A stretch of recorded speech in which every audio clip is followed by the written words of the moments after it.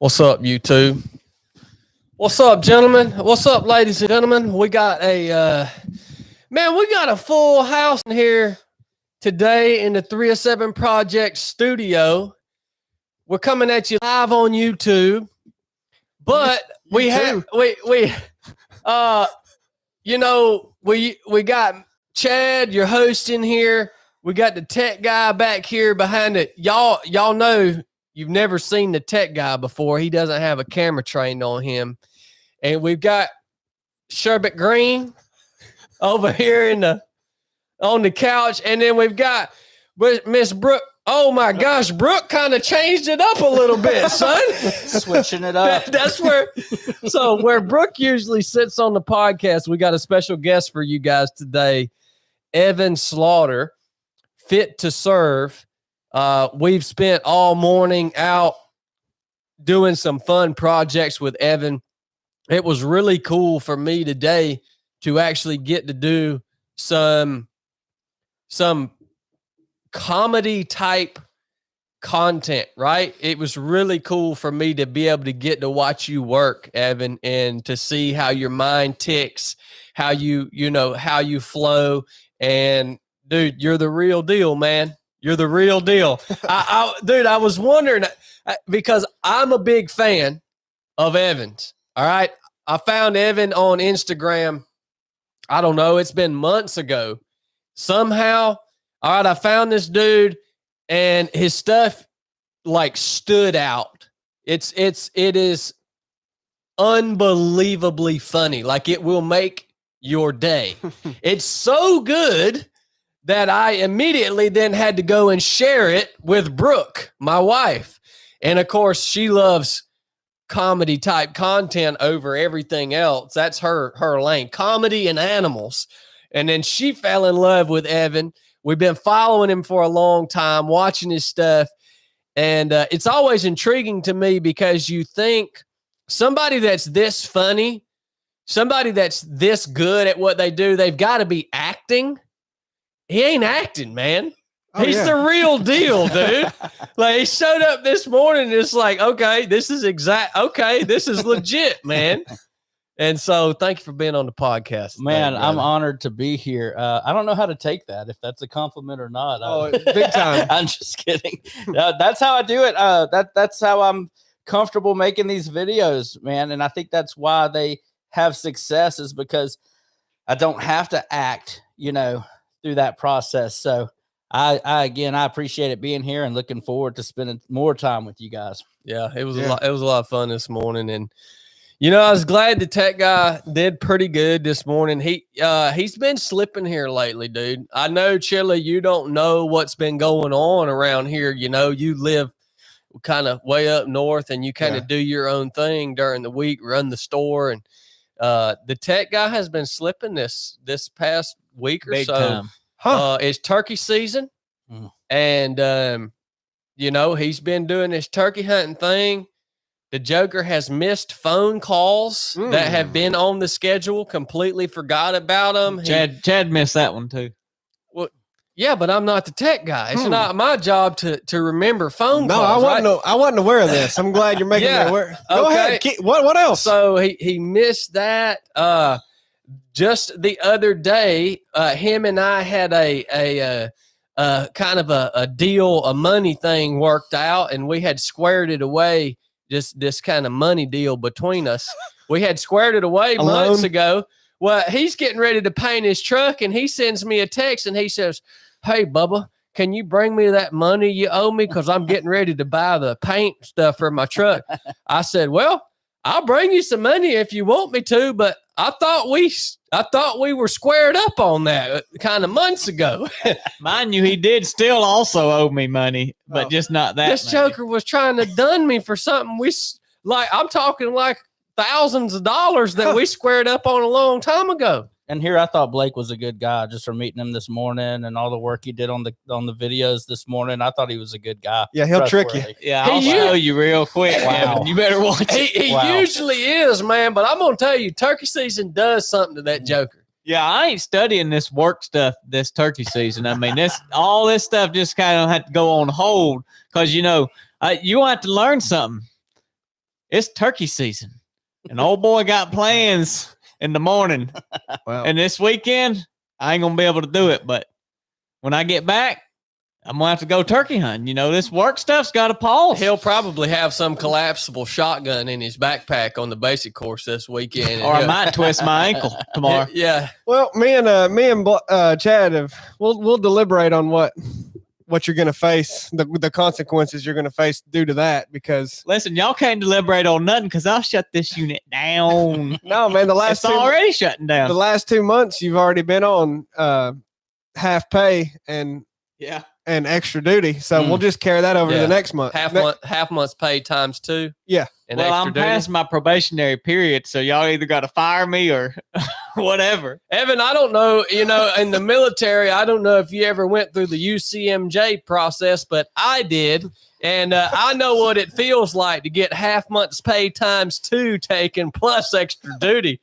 Blake don't know what that feels like yet, man. I too was a part of the UCMJ process. I must say, pulled a lot of extra duty. They were trying real hard to not cut my pay in half, but ultimately I pushed them to cut my pay in half. So I'm glad I didn't lose rank though. Yeah. My mentor, my SEAL mentor, Frank Cutler.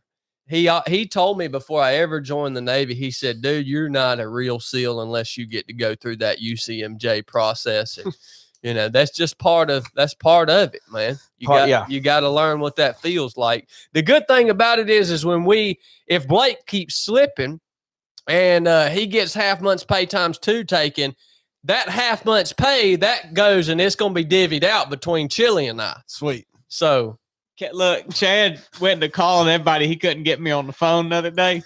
And that's another thing. He won't answer my phone calls. Cass said he was panicking. She said he was calling everybody in the family. Nobody would answer. You know how he never answers anybody, but nobody would answer him. And she said, man, he was freaking out.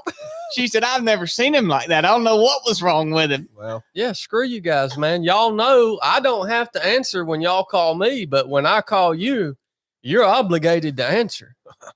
Chili. what? Why are you telling me? Hey, I've called you 3 times this week, man, and you don't answer your phone. You call me back 10 minutes later. You got to tighten up on that. Look, all of y'all are slipping. No, I had phone malfunctions. Look, I don't want to hear your excuses. Chili didn't answer me yesterday, and he called me back at 8 o'clock, and he said, hey, I hope this is a good time. And then he just rolled right into what he said, what he had to say. I thought, I guess it don't matter if it was or not. He just threw that in there as a respectful measure, right? Man, I've been wheeling and dealing lately. So, all right. This episode is brought to you by our Patreon members. If you guys don't know about Patreon, it's a private community that we have here at 3 of 7 Project. Patreon is kind of like it's an app that you download on your phone. You can join our page 3 of 7 Project on Patreon, and you can support the podcast. You can support everything that we do here at 3 of 7 Project. As a matter of fact, every one of you guys who contribute on Patreon, you are a huge part of enabling us to do everything that we do. All right. You're a huge part of that.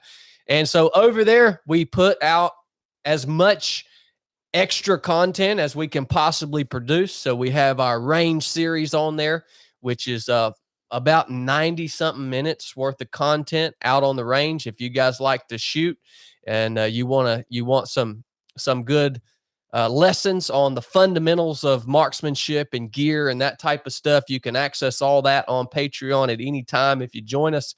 We do a live show 3 Sundays a month called Resurrected, which is probably my favorite thing that I do. It's a Bible-based content where we get to have live conversation, Q&A, and all that good stuff with everybody on Patreon.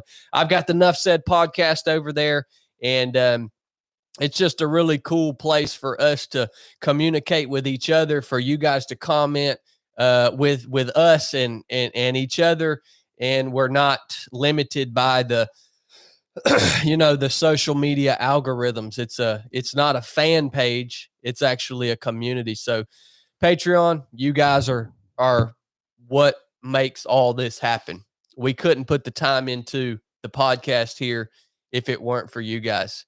So thank you for supporting us. And if you want to join us over on Patreon, we'll attach a link to Patreon in the description of this episode. So if you're too dumb to figure out where the description of this episode is, then you probably don't even need to be on Patreon. But if you're smart enough to find that, we're going to make it easier for you, and you can just click on there and go to it. All right. You need to talk to Jeff Cordell. This episode is also brought to you by our man Evan Slaughter and Fit to Serve. If you want something to brighten up your life, and maybe you're feeling a little poopy pants one day and you want to get a good laugh, you need to go and follow Evan Slaughter at Fit to Serve 1 on Instagram and Fit to Serve on TikTok. Roger that. And I'm on YouTube, but not like y'all are on YouTube. I'm trying to grow that YouTube, but you can find Fit to Serve pretty much anywhere. You'll find me. That's awesome, man. Evan made a trip from Birmingham, Alabama today to come out and spend time with us. So he had a couple-hour drive early this morning, and we wouldn't be able to do this episode and have the conversation that we're about to have without him being here. We don't have guests on a lot of times on the 3 of 7 podcast, so it's really special when we do. I got so many questions for you, Evan, because like I said, I'm a fan. There's very few people that I follow or that I see online that I'm actually like, man, I would like to meet that dude. I would like to know more about him or her and their mission. But I've been drawn to you, man. So I want to really dig in on this episode to who you are, who's the man behind the awesome, content that is coming out that's making so many people laugh and enriching people's lives and who's the man behind that, and then we'll eventually get into where you are currently and what your mission is. And you guys on YouTube, at the end of this episode, if y'all got any questions after listening to Evan speak here on the podcast, you guys will be able to interact with us in the comments as usual towards the end of the episode. So, brother, I just want to start out with your childhood, growing up, man. Alabama, right? Yeah. What was it like growing up down in Alabama, man? So, born in Montgomery, southern Alabama.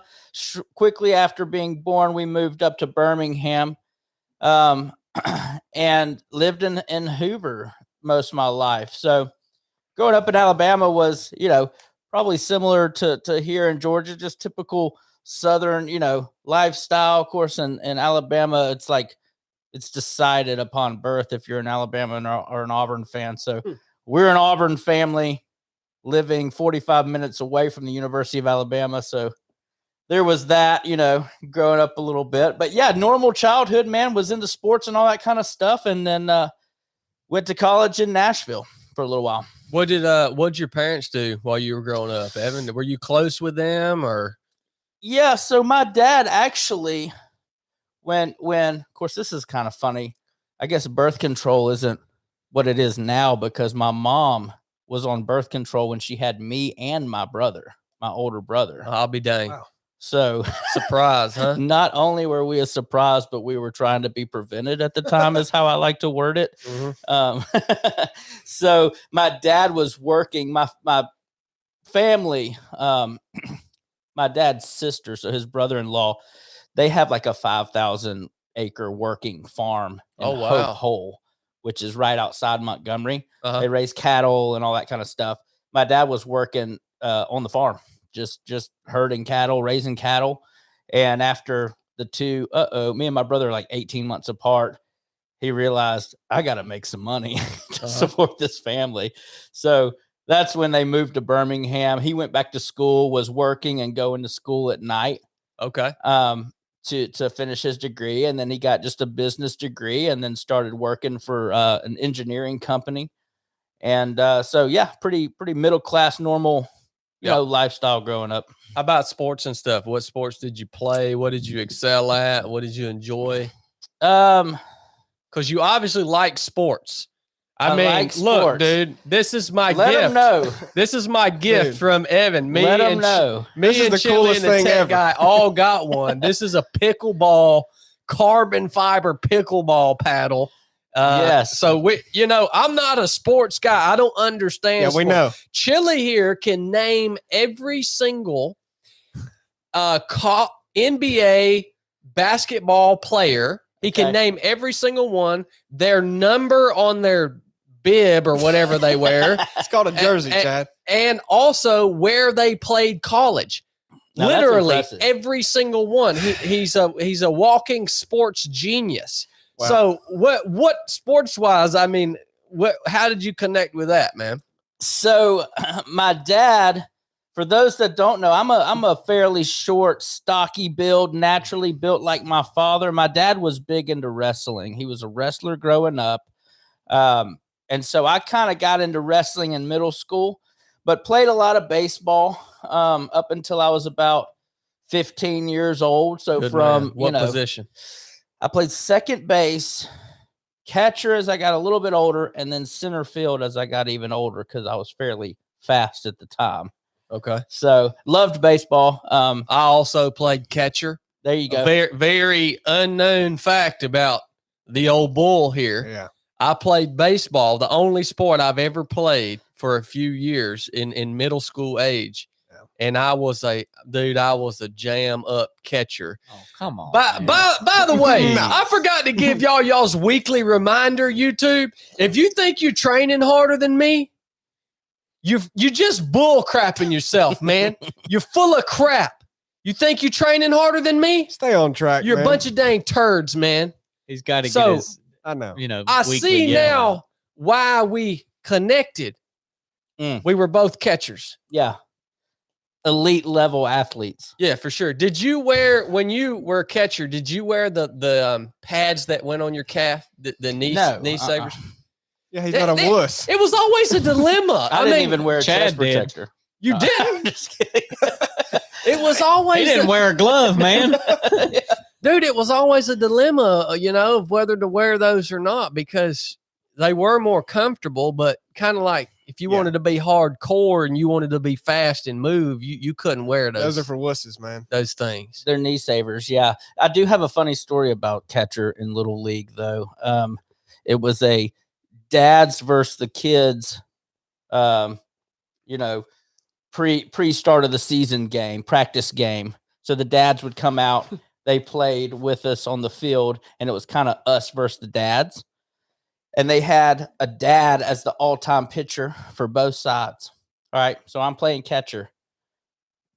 Dad throws it. It's a pass ball. It was a bad pitch. All right, we got a guy coming from third to steal home.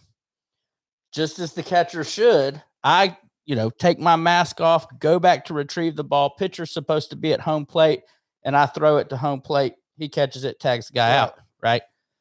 This dad runs past me, flies off the mound past me. We're both getting to the ball at the same time.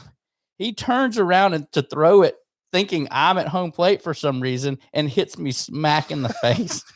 It knocked me out. The ambulance had to come. I had to have my nose cauterized. My face was busted open. So Catcher ain't no joke. It man. ain't, It's dude. a physical. It's like the most physical position, I guess, in baseball. Is that right, Chili? Yeah, they I get mean, more wear and tear than anybody else. Yeah. If you catch every day, I mean, I remember having some dudes sliding into home plate, and I would just be like this. I put this knee down and just block them. Yeah. They couldn't score a Oh, goal my on me. gosh. They could not score a goal on me, son. a goal, Yeah. man. One of them baseball goals. I'm just gonna go ahead and tell you. you ain't got to tell me. I already know, bro. So, yeah. so Know all mainly, about them baseball goals. Yeah. mainly, okay, Football mainly bat. in the. Yeah, he is a football fan. No, If I you don't know what I'm nothing talking about. I don't know nothing about football. If you know what I'm talking about, Oh, Chad is a football bat. Through and through. Football's about the stupidest sport on Up earth, and down, man. top to bottom. I'm gonna go ahead and tell you, man. I mean, it's baseball first, okay? Because you got to be an intelligent human to play baseball, and then you got after that would be soccer, But football is the stupidest freaking sport on earth. If you watch football, You about an idiot. You know, well, that just goes to show the intellectual level of most of our society. You know how low it actually is because football is so popular and it's a retarded sport. Dude, Okay, play baseball up to about, you said what, about 15? 15. Okay. Yeah. And so you growing up a little now. I'm growing up. I'm in high school, not playing in high school. Why not? I really just didn't even try out. It's like as soon as I hit high school, I was just more concerned with hanging out and having friends and partying and just doing. I mean, I was the kid that did not study in high school, coasted through with some C's, you know, no effort C kind of guy, which I think that's pretty impressive too. You know, most people don't study and fail. Yeah, that was me. I was a no effort study. fail. Yeah. no kinda effort, guy. still got to see. That's Yeah. pretty good. Yeah. No effort C average. I mean, you know, they teach you that that's average. That's what I was going for. Well. Was average. So basically a straight A student in my mind. No, I like that. I mean, Just imagine if I put forth effort. that's right. If you was going 100%. If I was going 100%. Yeah. I was a no effort go around to each of my teachers the last day of senior year and beg them to change my grades in the computer so I can get the They gotta crap get out of outta that here. place. Yeah. And luckily they hated me enough to change my grades for me and allow me to graduate. Perfect. Yeah. So that takes effort too. So, Yeah. but yeah, that, you know, coasted through and I went to the SAT or ACT. We took the ACT. And I remember I went with this girl, like we rode together down there. Was this your girlfriend or? No, it was just a friend. We actually didn't even go to the same high school. She was just basically trying to motivate me to take the ACT. So it's like, we'll ride together down. I mean, I didn't want to even take it. I don't know why. I just wasn't a test taker. And it was like on a Saturday. Like, who wants to take it, you know? Who wants to take a daggone Scantron? It was probably Scantron. Scantron right? for sure. Freaking terrible, dude. I'm going to name my first kid Scantron. You know what I'm saying? Just in honor. Scantron, son. Here, Scantron. I like that. You know? So, because those tests are like non-existent now, I think. But man, a good Scantron test. Yeah, fill in that bubble, baby. Come on. And if you get outside the lines, that might affect your score. Oh, yeah. So- Oh, yeah. You had to fill it in. Perfect. Yeah. So she looks at me and I don't even have a pencil. She says, "You don't even have a pencil. You're supposed to have a calculator, some other things." Number She's like, two "You don't have a pencil, son." pencil?" I was like, "I don't have a pencil." So she had to give me a pencil, give me a calculator. I went in there, got a 19 on the ACT. No study again, which 19 is not great. Hey, that'll get you in college. They got me into a private Christian school in Nashville called Lipscomb, which I think it was No more way. of the money effort, you know, or the cost of going to that school that also helps get you in, because it's private Christian college, wasn't cheap. And I had some help from the state of Alabama that my granddad had set up whenever I was younger. Okay. And I kind of knew that was going to be my option, was to go to Lipscomb. So, you know, talking about this, it doesn't sound like, it sounds like you were just going to or pursuing college just to kind of go through the motions. I mean, did you have, it doesn't sound like it was something you were driven to do. You're riding down there with this girl to do the ACT just for the heck of it, right? So, I mean, are you just going through the motions because this is kind of the next step that society tells us to take, or did you actually have your sights on something moving into that next phase of your life as a young adult in college? It was more pressure from the parentals. Yeah. I think, you know, mom went to college, dad went to college, which I looking back now, I took that opportunity for granted. I wasn't as grateful as a younger adult, you know, that I am now, but it was, you're going to college. Yeah. It was that mindset. You can't do anything without a college degree still. You know, that mindset was, I graduated high school in 2004, so got to have a college degree to succeed in life. Yeah, that was back going when to college. Yeah, you back then you had, in my school anyways, it was a tech prep and a college prep kind of pipeline in high school. And like if you were on the tech prep, you were like You were Scum of the earth. you were like special ed, man. If you were on the tech prep Yeah. path. Well, it's funny now because I guarantee you, from our generation, all them cats that went tech prep that Yeah. were looked like scum of the earth, they're probably all millionaires or better Yeah. now. Not all of them, obviously, but they learned a skilled trade. Yeah. And so now, Own their own business now, probably. And, the college thing is just it's taken a big hit, I think, since those days when you and I graduated high school. Yeah. And so you get enrolled, and what did you choose to do with that time? Man. So I'm 18. I was one of the older birthdays, so I turned 19, I think freshman year in college, and I'm in Nashville, away from the parents. And I took that same mindset, like, I don't need to study. I went through high school, had a great time, C student. You can graduate college with C's, so I'm going to take that route. But I was interested in exercise. I was always interested. At that time, I was really into working out, and I thought, if I can go there, study exercise science, get out, maybe be a personal trainer at a gym or start my own little personal trainer deal with this degree, that was kind of my goal, but I didn't put a lot of effort into that either. I kind of just enjoyed all the things that come with going to college. And Nashville's a cool town, so it's like to be in college. Oh yeah, all my friends were going to Alabama or Auburn, you know, so it was kind of unique to go to somewhere like Nashville. You got the bigger city and all that stuff. So you're not just in a college town, you're in a bigger city. So I just enjoyed the college life and went on the whole, let's try to get some C's in this exercise science degree path. And I meant to ask you too, Evan, you enrolled in a Christian school. Were you raised in a Christian home? Church of Christ. Okay. Church of Christ, baby. So you know the gospel? I do know the gospel. Okay. Roger that. We love the gospel around this joint. Baptized at 15. Awesome, brother. Awesome. Now, you're moving through college. What do you graduate?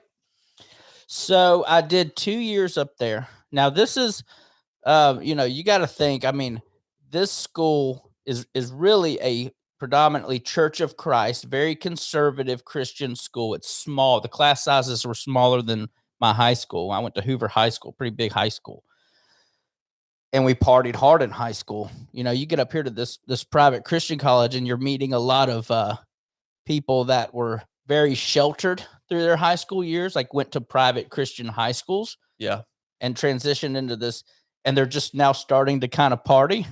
So I was like the one, like, y'all have never smoked weed before? Like, why haven't you been smoking weed? I was the guy partying and doing this and that. So I did 2 years up there and then got put on probation because one of the clubs, we didn't have frats, we had clubs because it was private school. One of the clubs, one of their parties got busted. So you got caught. So somehow I come up, as the one who's, like the leading man. I guess so. They come up with my name, and I get called to the dean's office and he makes me ride around in the car with him to identify which house it was that we were partying at. All right. Now I knew which house it was because he knew too, but he needed someone to confirm it. And he took us straight there. And we got there. I was like, no, that's not it.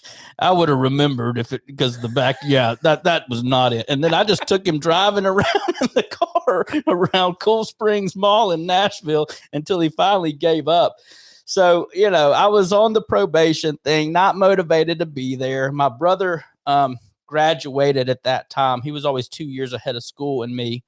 Graduated from Lipscomb. He was there at Lipscomb too. And so I just, my parents were like, why don't you come home and go to UAB? So I moved back to Birmingham and picked up studies at UAB. Huh.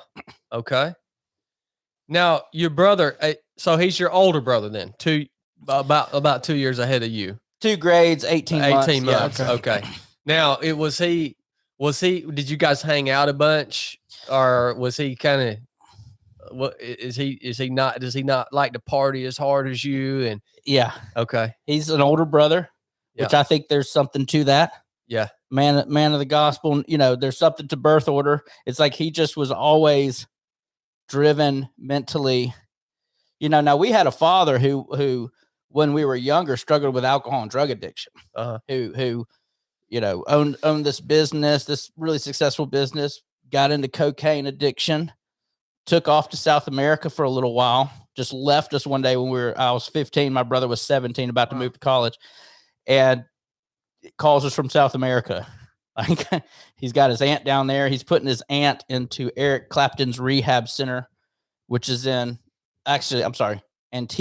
I think that's Central America. Eric Clapton has a rehab center in Antigua. So he takes his aunt down there to put her in rehab, but really he was putting her in rehab, but also going down there to party. So he just took off, and, long story short, ends up coming back. We get him some help. He goes to a treatment center in Minnesota, gets sober, and has been sober since. Remarried my mom and all that stuff. Okay. That happened in my high school years. That's a heck of a story of redemption right there. Big time.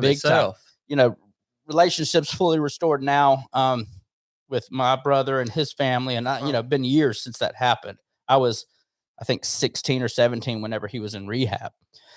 So that went on in high school, which probably contributed to my lack of motivation too in school, But your brother more took notice of that and learned from it, and made great grades. Met his the girl that he's now married to freshman year in college. They dated all 4 years, got married. He still lives in Nashville. Beautiful family, 4 kids, got a nice little farm up there. Very successful. Okay. So we had the same, environment growing up, but he went one way with it and I went a different way. Yep. So you moved back to Birmingham. You pick back up with school there. Right. And how does that go? Does anything change? Are you just I'm back in Birmingham now. I've had a little bit of life experience having gone to college in Nashville, and a friend of mine opens a gym in Hoover. And, that's what I was wanting to do the whole time, was personal train and be in the gym environment. And he offers me, I then learned that you can get certified to personal train. You don't have to have, college degree obviously is nice and helps, but you can also do the same thing pretty much with a online certification. Yeah. And, find a gym to get plugged into. And I had those things. So I ended up just stopping school. I did about 98 credit hours and then was working so much already as a trainer in the fitness industry and making 30, 40 grand a year as a 21-year-old. So I was like, I'm just going to pursue this for now. Mm-hmm. So quit school. Okay. Start working as a personal trainer. Yep. Working. So personal training. I want to make note. The tech guy is the only person in this room with a formal college degree. Good job, tech guy. That's true. He's the only one. And he's about to be the only one without a job. It was. Isn't that funny how that works right there? That's a great point, Chili. It was. And he can't answer the phone. Still can't answer the phone. College degree, can't pick up the phone. Hey, I can kill a turkey though. Man. It was great to hear just a little bit about, just in a nutshell, the difference between you and your brother, because Blake and I both we went separate ways, man, but he's the younger one, and he went more along the lines of he's got children, he's got a solid marriage, he's always been full of just good wisdom, and he's just been a solid rock. Yeah. For, an example for me, even when I wasn't paying attention, he wasn't being an example for the sake of being an example. It was just he chose a better path than I did. So it was kind of reversed on our ends. So yeah, that's cool. That's pretty awesome. That's interesting. And so you're doing this personal training, man, and obviously you don't do it forever.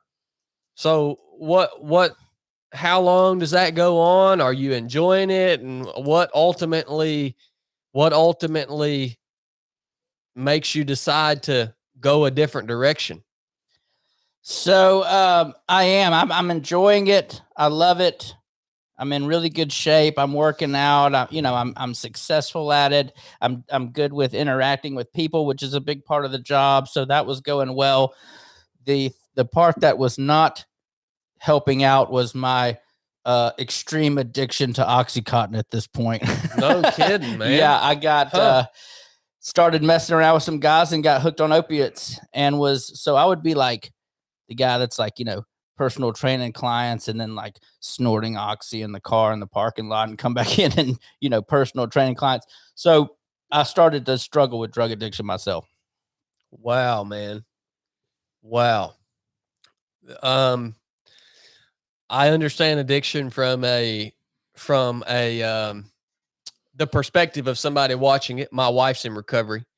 Yeah, I remember seeing something about that with Brooke. Yeah, and so I've seen how brutal it is, and what it can, the chaos that it can cause in someone's life, and ultimately, if you don't stop, it's gonna get you.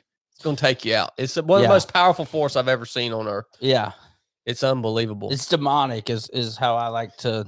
Yeah, talk to me about that. So talk to me about obviously that's putting you can't be addicted to opiates and like it will eventually get to the point where you can't lead a normal life and you see now not to say that alcoholism is any better, because alcohol is a terrible drug, but you see some of these alcoholics that are able to kind of function in life but be an alcoholic. With opiates, at least in my experience and what I've been through, it gets to the point where it's like, nah. Yeah. So talk to me about that, man. You said that's a demonic thing. I've always thought the same thing looking from an outside perspective, but you being in it, I mean, what makes you make that statement? Because that's a bold statement. Yeah, it is. And I mean, it's taken me through it, when I was doing it then, it really kind of was more of I can remember the moment I found out that my dad was doing what he was doing, because as a Church of Christ family, you don't have alcohol in the home. Yeah. You don't cuss. You're not even allowed to have music in the worship service, Yeah. So, it was very conservative, but that was almost worse in a way because everybody's struggling with something no matter where you go. And in that environment, it was more like you just hid it and didn't talk about it. So when I found out about it and then found out that he was doing cocaine of all of it, I was like, whoa, wait a minute. So everything y'all been telling me my whole life's a lie. So I was the type that my brother went one way with that. I remember still to this day that switch in my mind. It was like, I am going to do whatever I want to do now. And I've got an excuse to do that. Man. I was mad. Yeah. So when I get to this age where I run into somebody who's like, hey, have you ever done this before? And it's a friend from high school or whatever. And you're back in town and you're, 21 now and all that stuff. And you try, I was at a point where, I'll try it. Why not? You know what I mean? Yeah. So I did it. And then I think there's also something to it where some people are more susceptible to be hooked on it, and as soon as I did it, I remember I'm going to do this every day for the rest of my life. This feels great. Wow. That's how powerful it is. Yep. So fortunately, at that time trying it, and it's changed, when I was younger, the opiates are they keep getting different. You hear about fentanyl now, which kills people all the time. Yeah. But then it was just these OCs or Oxycontin, which has kind of been restricted now in the pharmaceutical world, which is great. Yeah. But it just leads to people using street drugs too. So, I started down that, but fortunately was able to admit that I needed help pretty quick. Really? Told my parents, had a relationship at least good enough with my dad at this point where I felt comfortable to say, hey, I got to get some help, and they sent me to a rehab in Alabama that was 30 days long. So I went at about 21, almost 22 at this point, to a rehab for 30 days. Well, so what pushed you over the edge to the point that you had made the decision, man, this is good stuff. I'm going to do this every day for the rest of my life. What pushed you over the edge to actually recognizing and then admitting that you needed help? Because that's a big step. Yeah. Like, what was there an event? Was there a moment, or like what enabled you to do that? So the thought of like, I'm going to do this every day for the rest of my life was short-lived, because I was health conscious then. I was someone who was in pretty good shape. I was too young at the time to understand how much damage I was doing to my body with that, but also the physical addiction side, I knew nothing about it. So it was like I would try to stop and physically couldn't. Okay. You know, now I'm sick. I'm spending money on it. I'm using against my will, which is a big thing. Like, I don't want to do this, but I can't not do this. Yep. I didn't like that feeling. So, and also I think, so fortunately it didn't take me down through it too bad that first time, to where I was like, I just called my dad and said, hey, I can't stop doing this. How did he respond, especially after going through Very good, having his past? Yeah. Immediately, like, I remember making that phone call, and then an hour or two later, we're basically on the way to rehab. Okay. It was a fast process. I was still on my parents' insurance, you know, so that helps big time, and you can get into a place pretty quick that way. So you get a 30-day stint in rehab. Yeah. Inpatient. Yeah. Okay. Which is pretty cool, because at first I was mad. It was supposed to be 2 weeks. And once you sober up, you're like, screw this. Yeah. I don't need this place. You know? Yeah. What was I thinking? It wasn't as bad as I thought. You know, all this bull crap starts coming to your mind. But what was cool, and I look back now thinking about it, because my insurance would cover 30 days, they moved me up to the 30-day program, right? Which at the time at this particular rehab meant that I went to the house where the military people were. So this particular rehab would take military, active duty military, that either, you know, self-admitted and active duty, like, hey, I'm struggling with addiction. They would get sent to a 30-day program while they're in active duty. And it just so happened that the 30-day program for the civilians was the same as the military. Okay. So I was put into this environment with a bunch of active duty military guys. Man. Huh. Yeah. Huh. Yeah. So did you obviously you're in an intimate environment and going through this recovery process with them. Is that what kind of initially sparked your interest in the military, was being around those guys in rehab? Or? Yeah, for sure. I mean, I always had a little bit of interest in it. You know, both my grandparents served, my grandfathers on both sides served. Of course, that was at a different time too, where, for some, you know, they had the draft as well, you know, then, so they didn't always have an option. So, but it wasn't like my family's just, you know, all of them serve, so I'm going to serve kind of thing. But I had some friends that went out of high school. One went to the Marine Corps and all this kind of, and I always thought that was interesting. But what really did, you know, really motivate me was being with those guys in there, and then hearing them talk about it, and then me expressing interest in it, and them kind of giving me some advice on it. So I actually left that rehab wanting to join the military. No kidding, man. Yeah. So you sobered up, obviously, during that 30 days. Yeah. You get out. What do you do when you get out and you're sober? So I kind of worked the personal training thing, I think, a little bit, but very soon after, I started going to recruiters and talking about joining the military. Okay. Yeah. How did that go? You know, I didn't. Who'd you go talk to first? Went to the Marine Corps first. I did too. Yeah, I wanted to be a Marine. Every young man in the Southeast, when he decides he wants to join the military, Marine Corps, the first thing he goes to is the Marine Corps. Absolutely. Now, that's interesting, because the Marine Corps is very picky. Right. And I didn't know that. Okay. And I imagine your stint in rehab, that you probably told them about that, huh? No, I didn't, because I was advised, I forgot who it was, because I asked about that too. because it was private insurance and all those things. And then my medical record, you know, it was, it's like they wouldn't have known about it unless I told them. Yep. Is what the advice that I was given. Yep. So I just left that issue out. Okay. But because I had some tattoos that were below PT shirt length, and you know, they had to take pictures of me in a PT uniform, and then I had to get people to write references. And then actually, I think it was the Marine recruiter that told me to not talk about rehab. I think I did tell him, and he was like, we're not concerned about that. He actually told me that once you get in, you know, you can do whatever you want. That's what he said. Yeah. Like that was part of his selling point. Like I wanted to remain a drug addict. Like, you know, like, well, don't worry. Once you get in, you can go right back to doing that. Holy smokes. Man. You know, it wasn't that casual, but it was, you know, they didn't care about that. So they were going to have me get 3 references written, which I did. I got all that done. I could have gotten in. And then I found out it was like a 9-month waiting period to go to boot camp.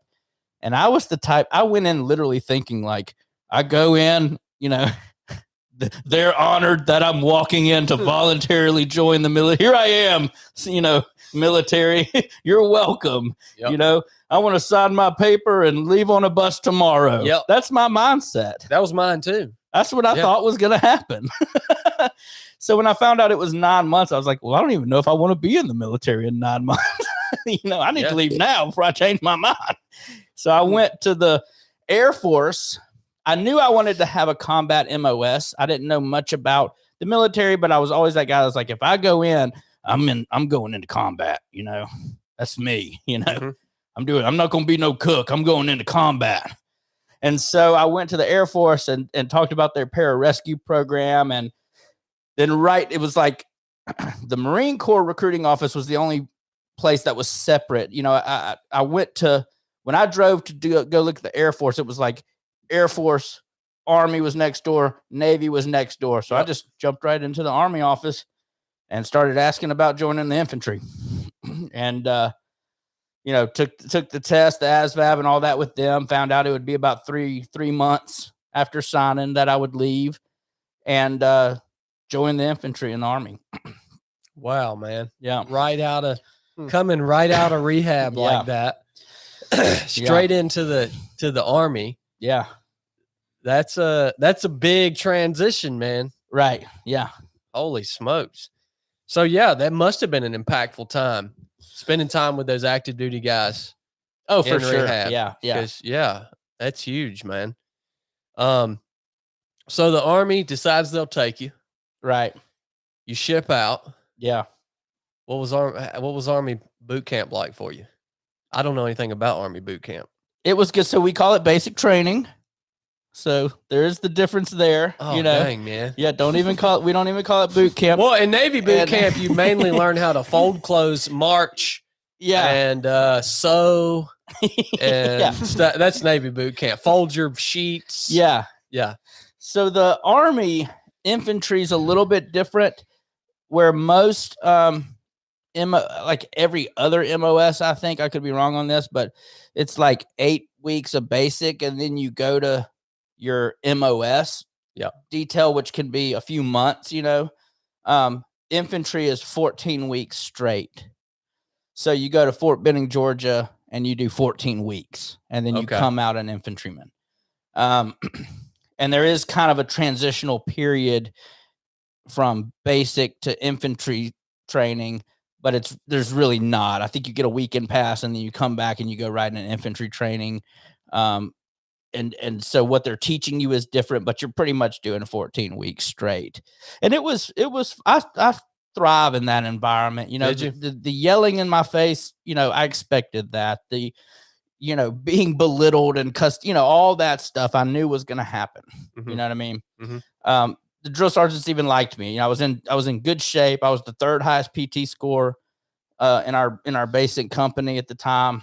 And if you're a PT stud and you're not stupid, you know, they're going to like you, and you don't back talk, and you know, cause you see some people that just like, why would you say that to the, you know, what's going to happen, dude. Yeah. You know what I mean? Why would you ask that question? Like when they say, does anyone have any questions? don't raise your hand, you know, Yeah. you moron, you know? So it was just simple things like that. I mean, and of course you're in there with guys that are also 18 and never, you know, been anywhere except their mama's house. And so it was you know, I did fine in there and actually did well enough to where, you know, they had this 18 X-ray program, which is basically an opportunity to go to SOPC, which is Special Operations Preparation and Conditioning. And if you pass that, you can go to selection for Special Forces. So it was kind of like you could join the military with this 18 X-ray contract, which meant that, you know, you go infantry or whatever your MOS is, then you're going to go to airborne school. Then you'll go to SOPC if you pass airborne school. Then you'll go to selection if you pass SOPC. So it's kind of like as long as you pass those things, a guaranteed shot at going to selection right off the bat. Gotcha. Which was cool.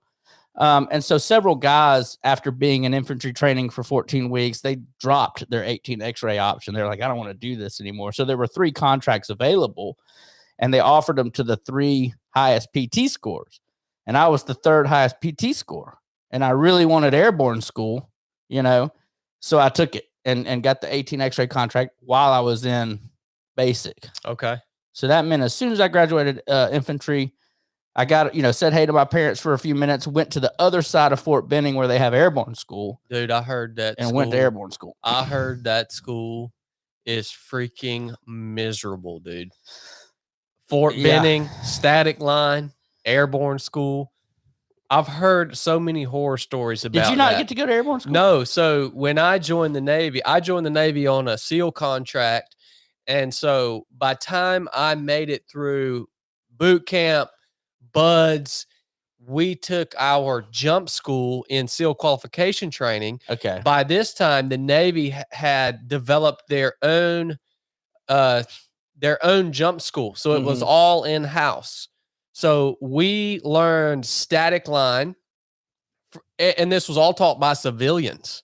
Yeah. Static line, free fall, halo, hey ho, the whole 9 yards within like, I don't know, jump school was like maybe a month long, but that's cool. Yeah, it was just it was really knock them all out. It was really chill, man, at a civilian drop zone just outside of San Diego. Yeah. And you know, all that cushy prima donna Navy SEAL crap. I mean, how could you expect?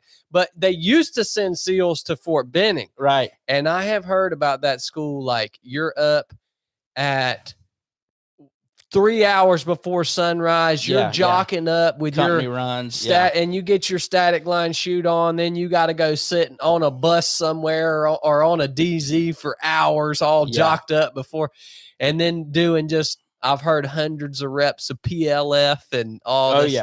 So, I mean, did you enjoy, you wanted to go to jump school once you got there?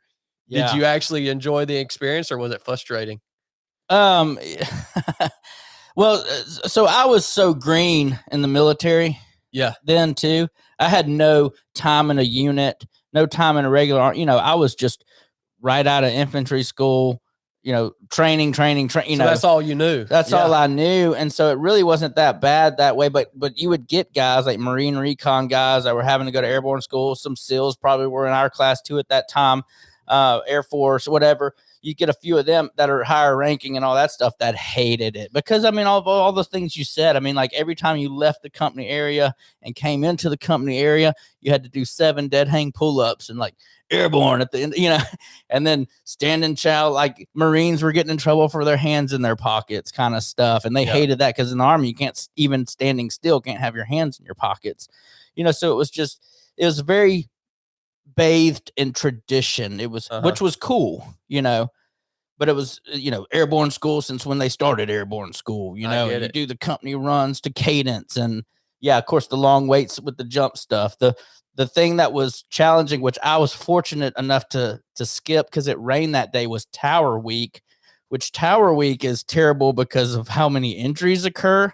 Like they don't even have it anymore from my understanding, but it was this tower that like had a little field around it, you know, but parking lot everywhere else. And like, it was 250 feet tall. They would bring you up and then release you in an open canopy already. And you're just practicing from 250 feet down and you would land, you know, but guys would, and they do this demonstration where they bring a dummy up and they show you like, you have this amount of time to pull your reserve, and here's what happens if you don't pull your reserve, and the dummy just smacks the ground, Yeah. you know. But people were floating into the parking lot, you know, because the wind would carry them because there wasn't a lot of room, and breaking legs. Oh yeah. So fortunately, it rained during our scheduled tower week, so we got to skip tower week.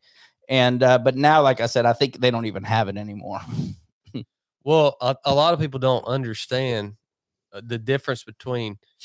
A lot of people, all they want to think about is like the free fall stuff, and they think because that's the sexy thing, right? Yeah.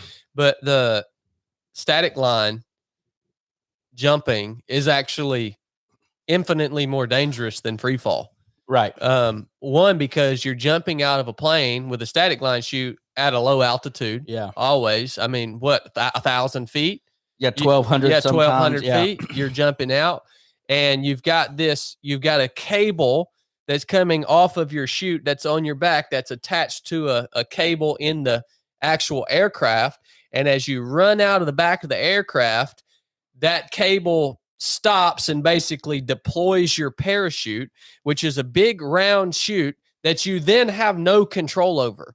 Yeah. You can't really steer it. You can't flare it, meaning that it's falling at the rate it's going to fall. Yeah. And as the ground comes, you can't slow it down like you can flare a free fall chute and actually have a nice soft landing. Right.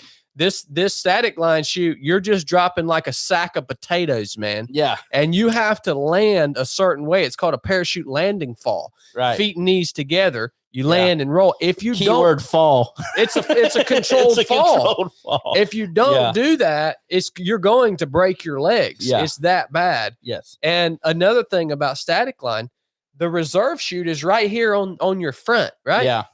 So a free fall parachute, if you jump out with free fall at 12,000 feet, you deploy your main chute at 5,000 feet. It's a bad chute. You're a long ways from the ground. All you have to do is pull a little red tab. That main chute breaks away and it automatically deploys your reserve chute. Yeah. They're connected together. In static line, if you come out of this aircraft and your daggone main chute is fouled, you want to know what you have to do? You have to open up this big, it looks like a fanny pack on steroids. Yeah. You have to open up this big old thing on your front, and you have to start throwing your reserve chute out and hope that you're falling fast enough that it catches some wind. Yeah. For it to actually inflate and stop you. Yeah. Right. And you've got 20 seconds to do this before you hit the dang ground. Yeah. So it's a brutal evolution, man. Yeah, for sure. I do want to talk through your military career, because when I first started following you, Evan, I knew immediately the first time I saw you that you were or had been in the military. Yeah. I could just, your tattoos, Yeah. the way you carry yourself. I was like, yep, without looking at any of your past posts, the first video I said, this dude he was in the military in some capacity. Yeah. And it's something that you have, I think, not completely shied away from, but it's not a part of a lot of your content, Right. which makes you really unique. Yeah. Because a lot of creators, a lot of influencers are going to lean real heavily on that. Yeah. And you haven't done that. Right. You know, it's not, you don't hide it, but it's not front and center. And I think a lot of people that see your stuff, unless they were somebody like me, they would have no clue that you served in the military, and you are actually a Purple Heart recipient. Yeah. Which is a huge, that's unbelievable, dude. I mean, I don't have a Purple Heart. Right. Thank goodness, but you've obviously went through some difficulties, some challenging times there. And I want to talk through your military career and just what you got out of it, what happened, why you decided to ultimately get out and all that good stuff. But I guess to start with, What year was this that you joined? 2010. 2010. Yeah. Okay. Yeah. And you make it through airborne school, and then do you proceed to go through with the Special Forces selection course, or? Yeah. So, and I'm glad you phrased it the way you did, because I do like my social media stuff. It isn't military, like you'd have to realize, or someone who is in the military, I get the most from like guys that were in there, like, you were in the military, weren't you? Yep. Because I didn't want to go down that niche and just be, military audience owner. I want to, share my stuff with everybody. Yes. So I get a big military following, and I think it's more successful because I don't just put it out there, not knocking guys that do or whatever, but I knew I wasn't just going to go down that road. I felt like I had more to share than just that. You've handled it masterfully, in my opinion. Well, I appreciate that, because it was part of the strategy going into it. Yeah. But so anyways, to get back on track, so I'd graduate airborne school and go up to Fort Bragg for SOPSI. It's summertime, and they are in a holdover. They're not doing SOPSI or selection at Camp McCall during the hottest months because of heat casualties at the time were real bad and high. So you're in holdover until basically late August, I think, which, it's still really hot, in North Carolina at this point, even into September there. I go through the holdover process in SOPSI, which was a couple months. That was the first time I got to actually go on leave and go back home. It had been a little while after joining since I'd done that. And then get called up to go to SOPSI, which is basically 21 days of a pre-selection out at Camp McCall. It's kind of like selection, but they're teaching you more stuff. You still have to pass events, roughly 18-mile ruck march. They don't tell you the distance or the time that you have to complete it, kind of deal. But we figured it was about 18 to 20 miles, the last ruck that you do. You do a lot of land nav. They actually have classes with land nav. They make you watch the movie Green Beret with John Wayne. No for kidding, some man. reason, which was funny because John Wayne does everything wrong in that movie. Like, he's got his rifle slung upside down over his over his shoulder, and he's flagging it, like, all his team members the whole movie, like pointing his rifle, using his rifle as a pointing object. That's wild. I would not expect that. It was just, I think, a comedic thing that they do. So there's some classes and stuff. It's not easy. You're out there living at Camp McCall, which is they also known as Tent City. So a lot of the Special Forces training happens out there. Past that, and then I came back, and I was supposed to have like 3 to 4 weeks before going to selection, which would have been great because I could have recovered, rested, maybe gone back home one more time, But some guys got dropped from the time we were gone for like leaving without permission and just different stupid stuff. And so it bumped my name up in order. So I had to turn around and go back out to Camp McCall like a week later for selection. And I was broken off, dude. I mean, you have to go get all this stuff sewn on all your uniforms, repack all your stuff, Yeah. And, not making excuses, but I went back out there just with the worst mindset. I mean, it was like, this was the test now that you've got to pass just to get into the Q course.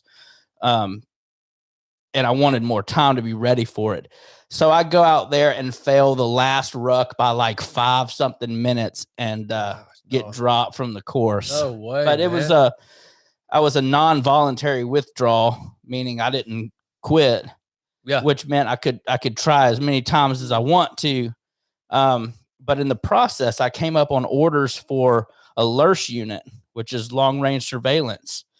And everybody that I was talking to there, even some of the cadre in that program, were like, you need to take this opportunity. Really? So there were 3 LURS units in the time at the military, and they were basically created to be reconnaissance units. And there were only 3 of them. And so they were stacking them up at the time and deploying a lot. So I got orders to go to 238 Cav which they're attached to a military intelligence brigade, but you're like the forward eyes for this military intelligence thing. So you had to be infantry, you had to be airborne qualified, you had to commit to go into Ranger school because they were big into the Ranger indoctrination. I think maybe at one time LURS units were originally attached to Ranger Regiment, but it was like you couldn't promote unless you were Ranger qualified there. Okay. It's a pretty specialized unit. Pretty specialized unit, about 65 guys. Wow. We were the only airborne people in Fort Hood. They'd never even seen airborne people before. Like we were on West Fort Hood, so off the main post. And it was actually a really cool opportunity, and I was glad that I took it. Of course, when we get there, we find out that 3 months later we're deploying. You know, like that's why they needed people. Wow, man. Was to go deploy. So pretty quick turnaround before I was going to Afghanistan. Man, so you get over to this new unit, this LURS unit in Fort Hood. Do you guys have that 3 month time span?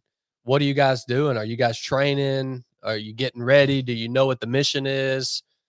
Well, it's and it may have been maybe a little bit longer than 3 months. It wasn't much longer than that though, and it wasn't long before. So when I get there, they're actually staffing up a personnel security detachment for the SCO, for the senior commanding officers team. And they interview me and choose me to be like, I'm in the LURS unit, but I'm also going to be on this personnel security detachment for the colonel when we go. Yep. And so we're doing some training around that and gearing up to deploy. And then we go to Louisiana for our little pre-deployment training, which lasted, 3 weeks or something. And then we come back, we go on R&R, and then we deploy. And I think it was maybe February time frame when we deployed. And then of course, or maybe, no, I'm sorry. It was April or May. And this is 2011. And Osama bin Laden was killed like May 2nd or 3rd, 2011 in Islamabad, Pakistan. Right. Yep. So we deployed to Spin Bulldog, Afghanistan in that same month. He was just killed, and we were stationed about 225 miles from Islamabad, Pakistan. So we were on the southern border of Afghanistan and Pakistan, of Afghanistan right into Pakistan. So it was kind of a unique time to be over there. Yeah. Things sort of heated up as soon as we got over there. I bet. Big time. It's amazing to me too. You're talking about this is now 2011. You joined the Army in 2010. Yeah. So you're less than a year into your career. Yeah. And you're getting ready to deploy to a combat zone. Yeah. In a really volatile time. Right. And you've got a year under your belt. It's insane, man. That, that's why I have we see so much on social media, and we hear so much from from the Special Forces community, in the public these days. All right. Now, yes, there are great things that have been done by special operations units over the last 20 years, some high profile missions and this and that. What you don't hear about is the guys who are serving in the Army, the infantry guys, the guys that are parts of these specialized units within the conventional Army that have 6 months or a year of active duty time and training, and they're going down range on usually a year-long deployment to a combat zone. And, I've got a good friend. His name's Tyler, and he's in a conventional Army unit. And this dude has probably got, I would say he has more combat experience than any special operations operator that I personally know. Yeah. Because he's the Army they just send guys, and they keep sending them, and they keep sending them. And Tyler's had to do these back-to-back deployments through his entire career that are a year, plus long. And these guys are learning how to fight like on deployment because they got less than a year of training under their belt. Yeah. Whereas me, I didn't deploy for the first time until I had 3 years. 3 years of service? Yeah. Because the training pipeline is so long. You got so much training, time to mature, time to really hammer things out. So Yeah. it's just unbelievable to hear that you're deploying over there with a year after you've enlisted in the Army. Right. I want you to just talk me through what that deployment was like, man, because what was it like showing up to Afghanistan? Like, when you got boots on the ground, were you like, holy crap, this is for real? Or were you really relaxed? Did you feel prepared? What was that like for you? I think about that often, especially as I get older, because, you're surrounded with really good leadership. You're surrounded with guys that have been there and done that are kind of talking you through it, helping you know what to expect, even though, you're never going to know what to expect until you're there doing it. But at least I did. I felt more comfortable being around that leadership and around such a good unit, of guys that, you're going into it. I mean, I was handed, I was made one of the long range marksmen as we were getting ready to leave, and get handed this M14, rifle with a 20-inch barrel. It was really cool. I mean, we were cleaning the packing grease off of it. 20 round mag, 7.62 by 59, 20-inch barrel, 10 power Leopold scope. I've never shot it before. Wow. Okay. I've never shot anything like that before in the military. We were trying to zero in these 10 power Leopold scopes on this terrible range in Kandahar, Afghanistan when we got there, so it was just a lot of new things being thrown at you. And of course you land into Kandahar, which is huge at this point. I mean, there's all these militaries from around the world there. There's like a boardwalk area that's got all these shops and all this stuff. And it was just a mass place where people would come into country. And I guess some people were stationed there and stayed there for Kandahar support. But then we would push out to our FOB and spin Bulldog from that place. Mm-hmm. So when you get in there, there's kind of some stuff you're doing to get ready to go to your FOB. You're waiting a little while. And you would get mortar rounds coming in every now and then over there. And people would, get killed from the mortar rounds, but just not that often. It just wasn't. I remember getting so comfortable in that environment where it's like you hear the sirens go off and you're like, you want to go to the bunker? Nah, let's not go to the bunker. Yeah, kind of deal. So we finally get and push out to our FOB and where we were going to be, the majority of the time. And it was about 70 kilometers from Kandahar in a ground convoy south. And I remember the unit we were replacing picked us up. Their PSD picked us up. So I was on a 6-man team with the PSD, which was cool.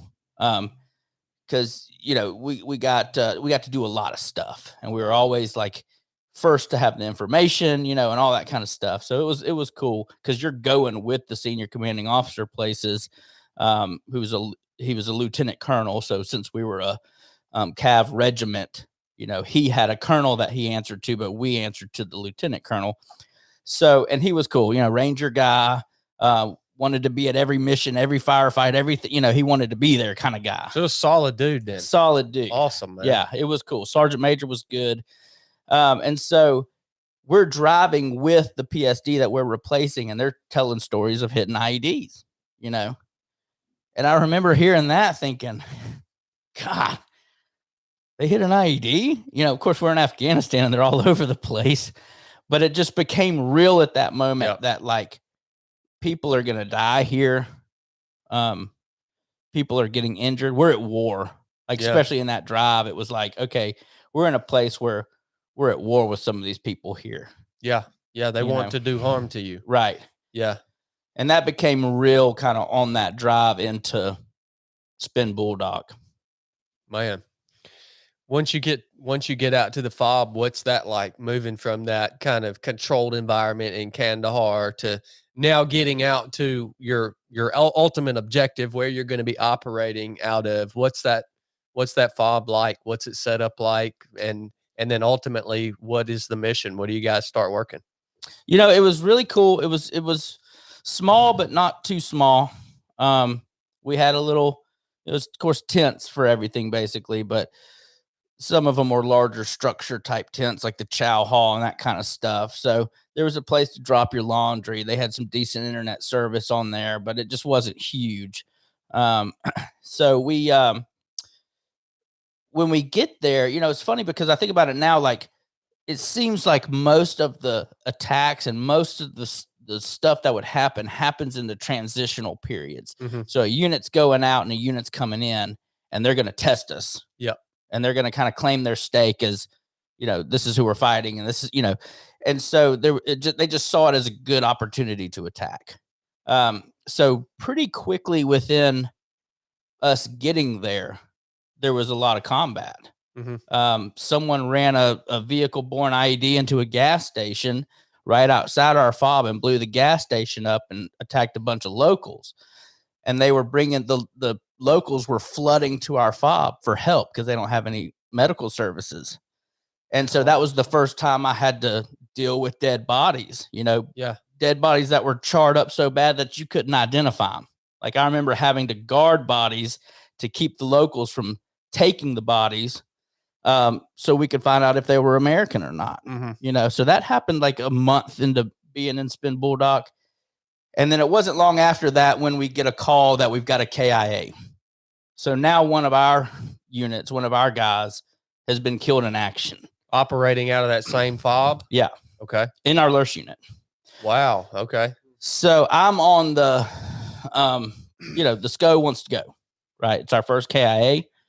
And I remember hearing that and thinking for a second, what do they mean KIA? And then one of my buddies came up and was like, that's somebody killed in action, Mm-hmm. So I was like, oh, here we go. We're getting into it now. So we jump in our little 3-man convoy and I'm the gunner of the lead truck. The unit that we were replacing was still there. That's how new this happened. Wow, they were still there getting ready to leave.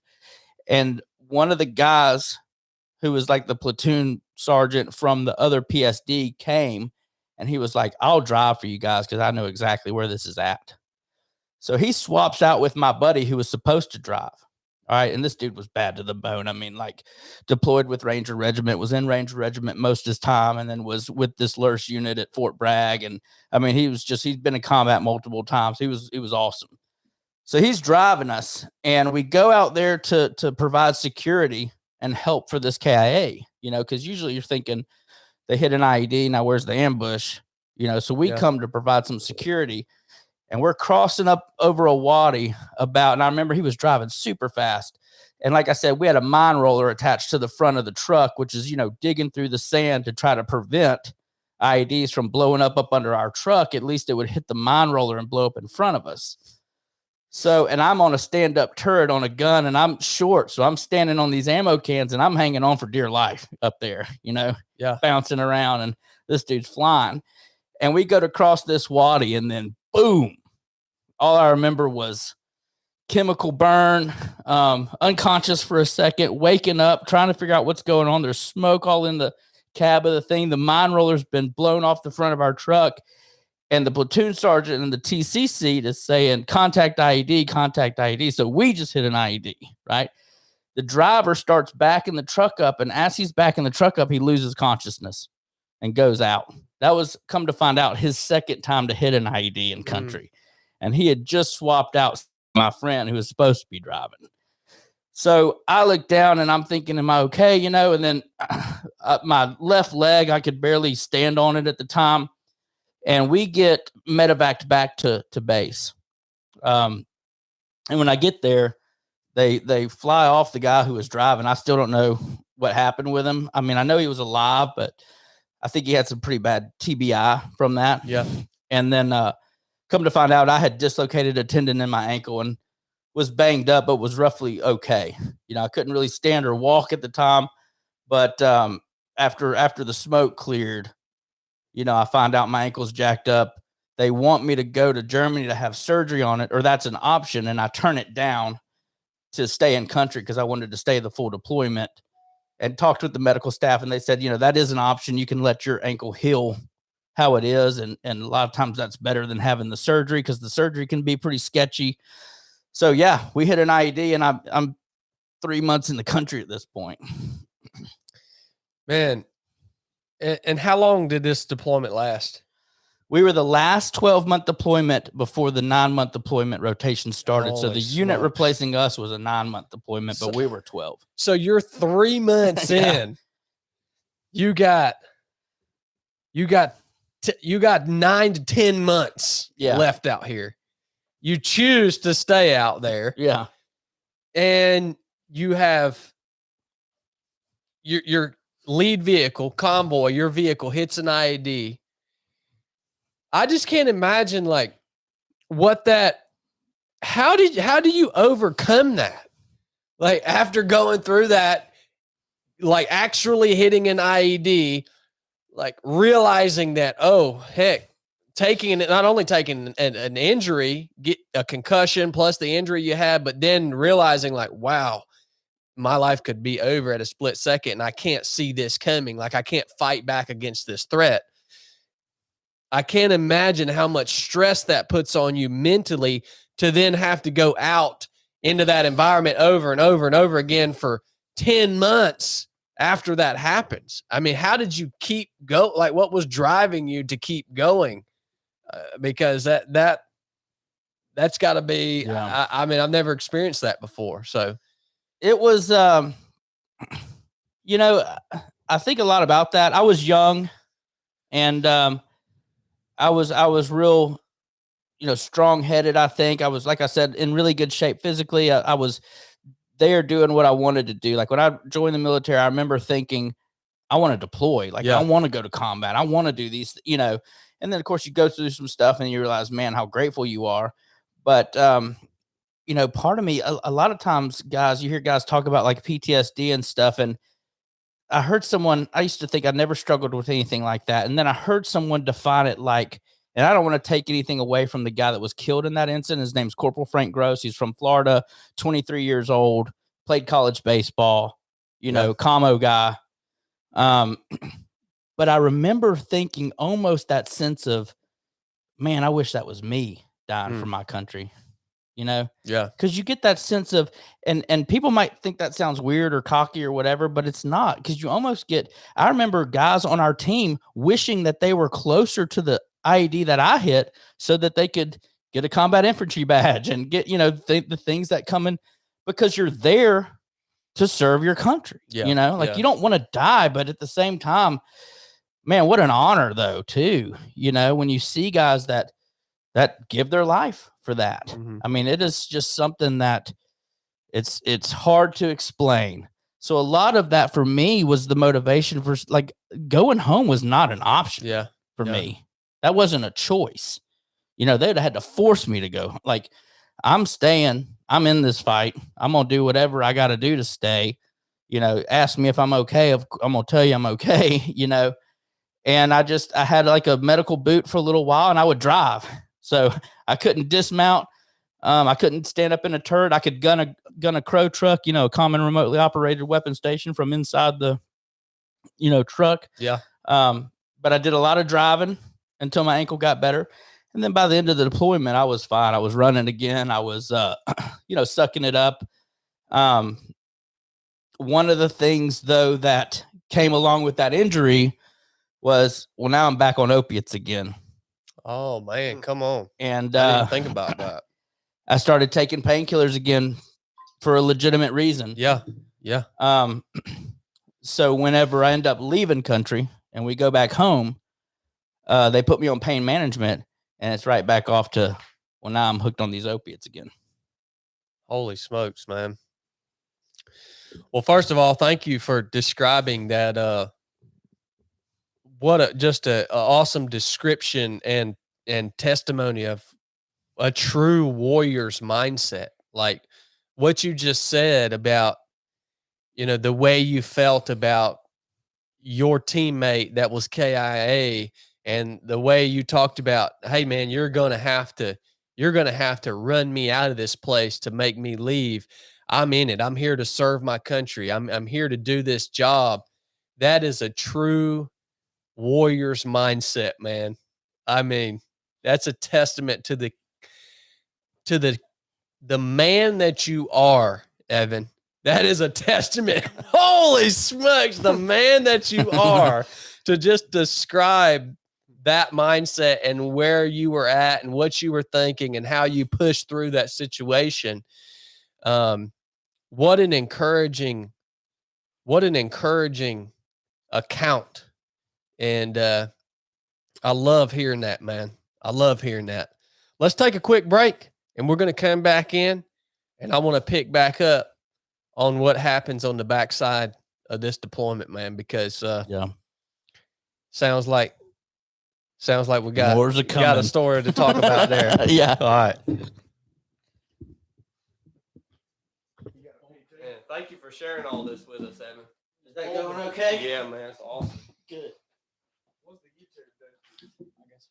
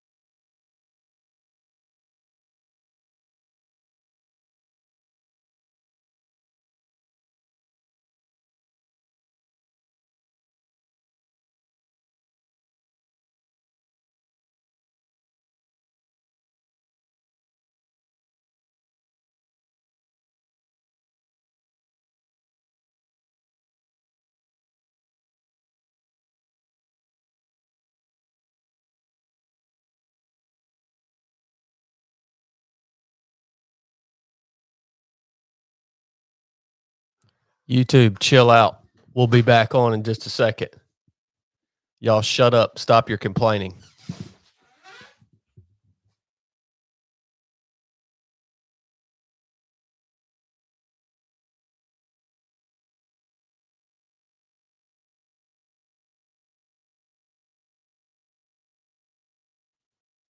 Yeah, man, YouTube's freaking out. I just was looking. I don't ever get to see the comments on that all you YouTubers make on the thing there. And I stepped behind the screen and somebody was saying, y'all should play music if you're going to put us on a live hold.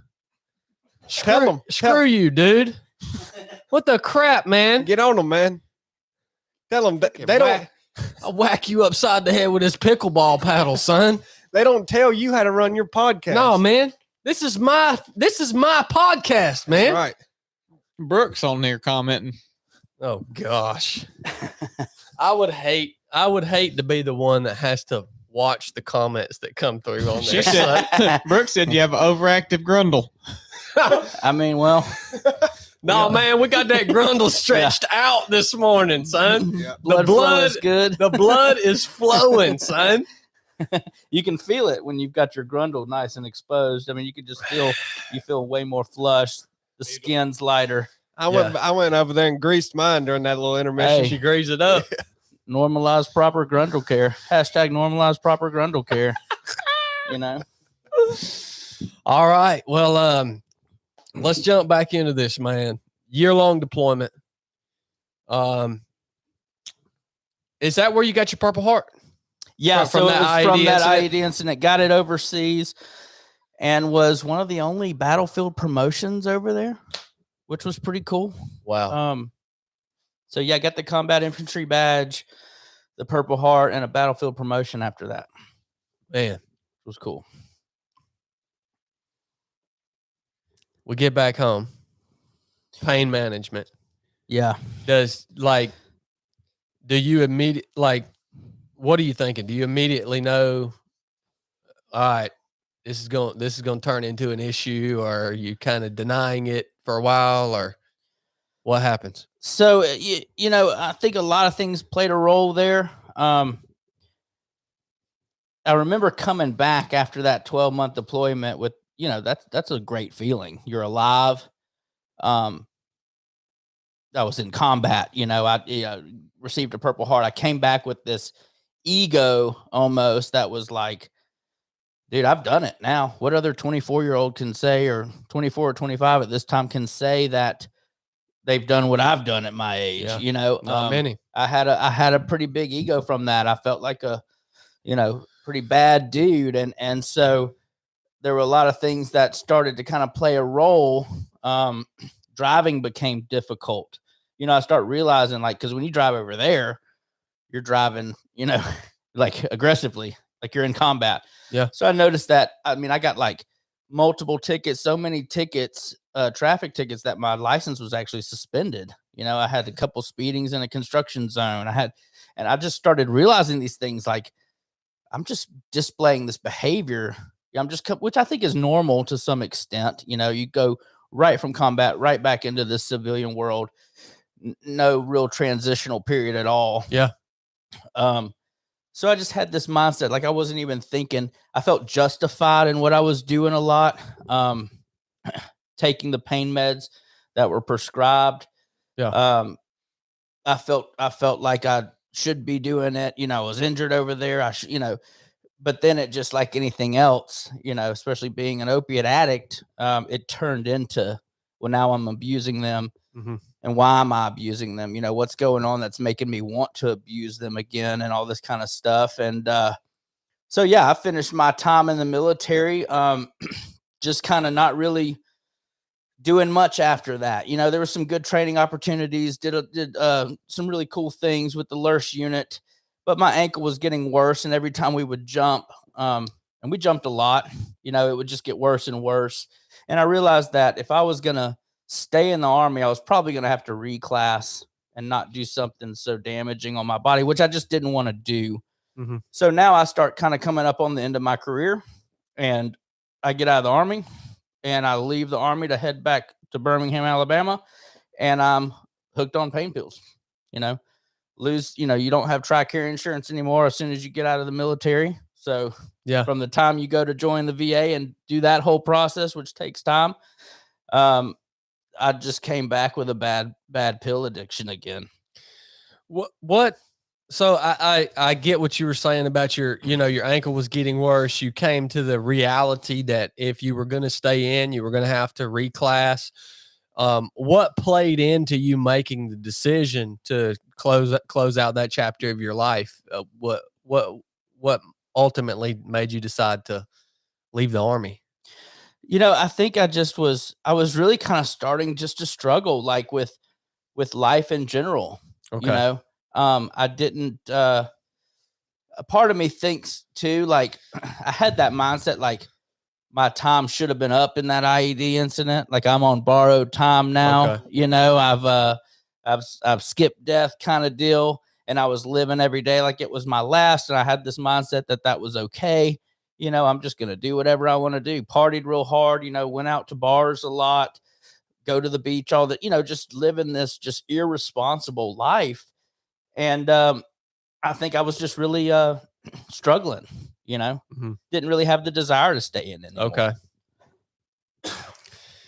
You come out, you cut ties with the Army, you get out, and the addiction aspect, is it progressing quickly? Is it getting out of control at this point, or what? I mean, because once you get out and you get back to Birmingham, I mean, what is your plan? What do you plan to do at this point? You got to do something, but You know, and is that addiction now standing between you and having any plan, or what did that look like when you got back home, man? Yeah, so no plan really. Just go home to mom Wow. and dad. Mhm. See if I could find some work. And the addiction part was definitely getting worse. You know, I was going to civilian doctors now to get the medication I needed, running out of it too quick. Um, just going down that road again. Yep. You know, I could see it happening fast. Yep. Yep. And how does that come to a head? So I get into some legal trouble. I have this wonderful idea one day that so I was actually taking Valium as well, and some of that was I was having trouble sleeping. I don't really blame it all on deployment or but there were definitely some night terrors and just stuff like that. Excuse me, because it wasn't long after I deployed, not too much longer that I got out of the military altogether. So abrupt. That's another abrupt transmission or transition. Then. Right. Yeah. So I'm on this Valium and taking these painkillers, which is a terrible combination anyways. And I run out of the Valium one day on a Saturday, and I've got this idea like, I could probably just prescribe myself some Valium. I've seen it done enough times in doctors' offices that I feel pretty confident about this. They had the DEA number right there on the prescription bottle. Some of them do. So I got a DEA number off a prescription bottle, and I call the pharmacy like I'm Joe Doctor, Yeah. and just try to prescribe myself some Valium, which I knew at the time that you could prescribe that level of narcotic, class 1, over the phone. But then they started asking for other numbers that I didn't have.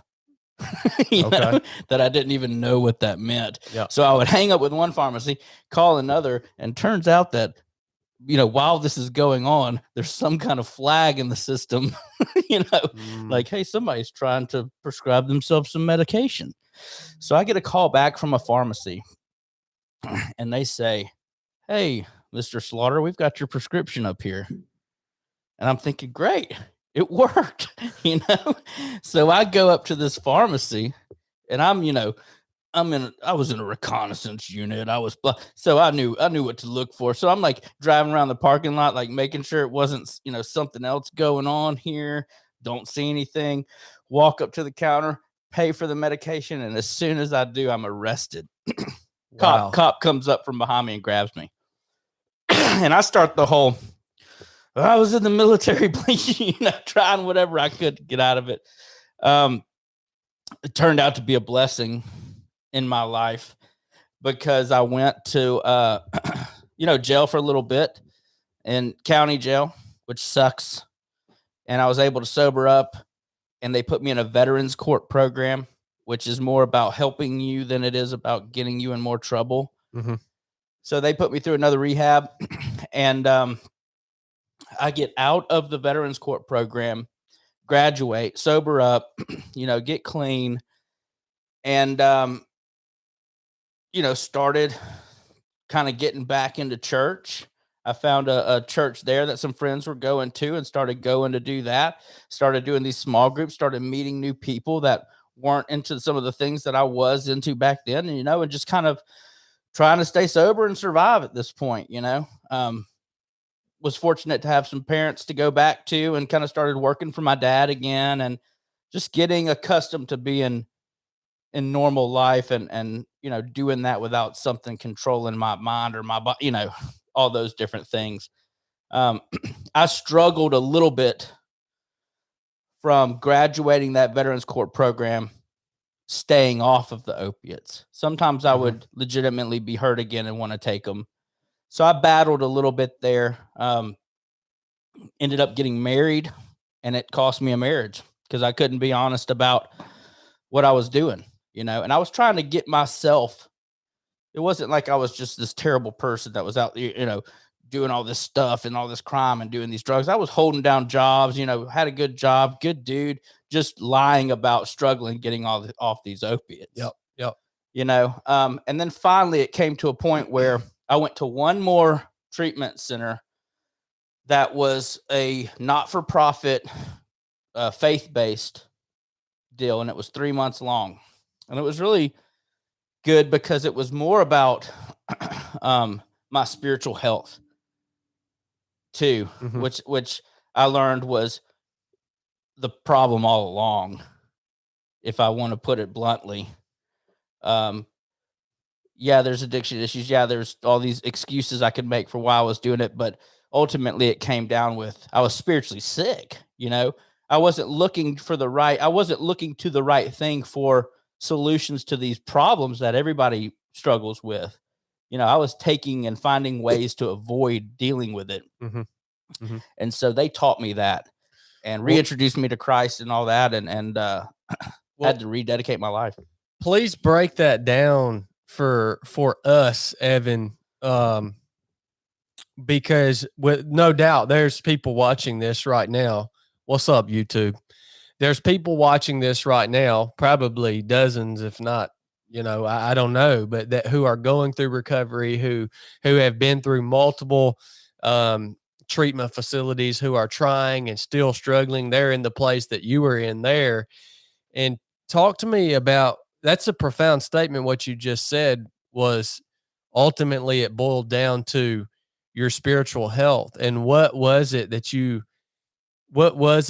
connected with, or what clicked with you? What is it that you needed to hear? Or what is it that you needed to recognize for you to be able to realize that was the problem all along? And then how did you fix that? Or how did you get to a better place?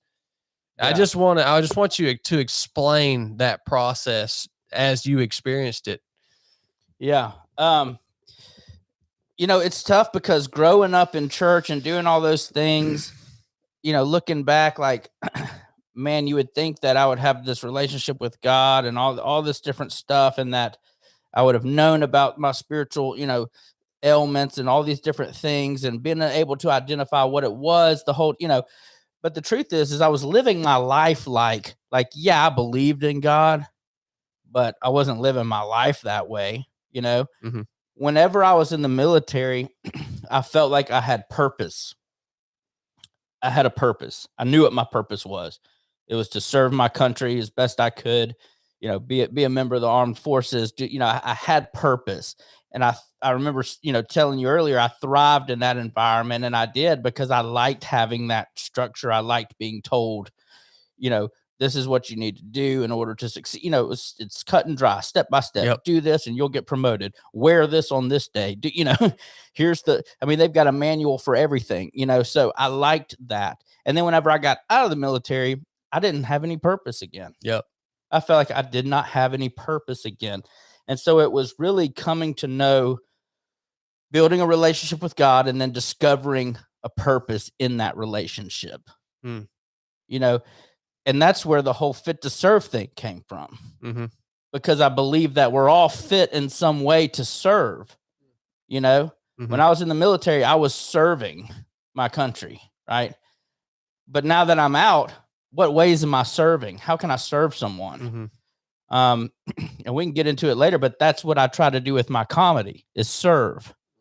You've got people that, you putting on this podcast is a way to serve others. You're providing a platform to push a certain message, right? So you're finding a way to serve. School teachers, man, they serve. Like, I couldn't imagine being a school teacher. Could you imagine being in a third grade classroom right now? No, man. With a bunch of booger eating kids and everybody screaming and yelling and that ain't for me. Yeah. But that person who's in that environment, that likes that environment and thrives in that environment, is serving because that might be their purpose. So I realized that we all have a purpose, and discovering that again, it was like, man, once I discovered that and got physically separated, that was the first thing, get physically separated from substances like that are clouding your mind and your thoughts and your judgment, and get physically separated from that for enough time, and then have someone, feed you life, feed you truth, show you a purpose again. That's what I needed to Mhm. hear and go through in order to find a life to where I don't even think about drugs. And, that ain't even an option for me. Man. You know what I mean? That it's just not something, not that I couldn't go back to that, but it's just not something I struggle with anymore. Wow. I love that you just highlighted that word, service. I love that you just highlighted that, man, because that, like you said, Evan, there are multiple types of service that we can, choose, or where maybe we have gifts and talents for in our life. Service in the military is one. And I think this is something that I've seen here recently, and you highlighting this aspect of service and how important it is and what it actually means to serve. It just brought it up in my mind. We've gotten confused. A lot of people have gotten confused about what service is all about and the purpose that it creates in your life. And so the reason, the dynamic that I see here is, especially when we look at military service, when we look at especially what's been going on in social media right now, people have forgotten that the true service, like Evan's talking about, it's not about you. It's not about your abilities. It's not about your accomplishments. It's not about what you did. Service is about, it benefits you because it gives you purpose, but service is about fulfilling a mission that is bigger than you, right? And so, if you notice, when Evan just went through his military career as he described it, this is how I know that Evan understands service and just serving his country in that one chapter of his life is, Evan didn't spend a lot of time talking about all, how good he was and that how he didn't make it all about him. He made it about the mission. He talked about serving his country. He talked about the service was what was driving him, right? That's what service is, man. But so often we want to get fired up and we want to defend ourselves, our capabilities, our accomplishments, what we've done, how good we are, and we've just totally lost. Well, what was the reason we were doing all this stuff anyways? It's so easy to shift the focus from service to yourself, and then you wind up in a position where you're just constantly trying to defend yourself because your mindset has changed to where everything is now your whole life has been about you and what you've been able to do. And maybe you started off on a path of service, but you got it twisted somewhere, and now all you can think about is yourself and what you did. And I'm just telling you, man, that gets twisted in people's mind. And when you said you rededicated yourself to Christ, what did that mean? What did that look like?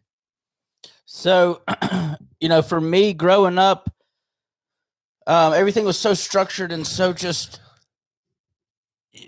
more focused. I feel like a lot of the times, and not knocking Churches of Christ or anything like that, but just the way I perceived it was more about the church and all this different stuff, the religion behind it, and no music and and I kind of got away from that in my journey and found that I identify with different types of services. And so the whole, I'm very non-denominational, relationship over religion kind of guy.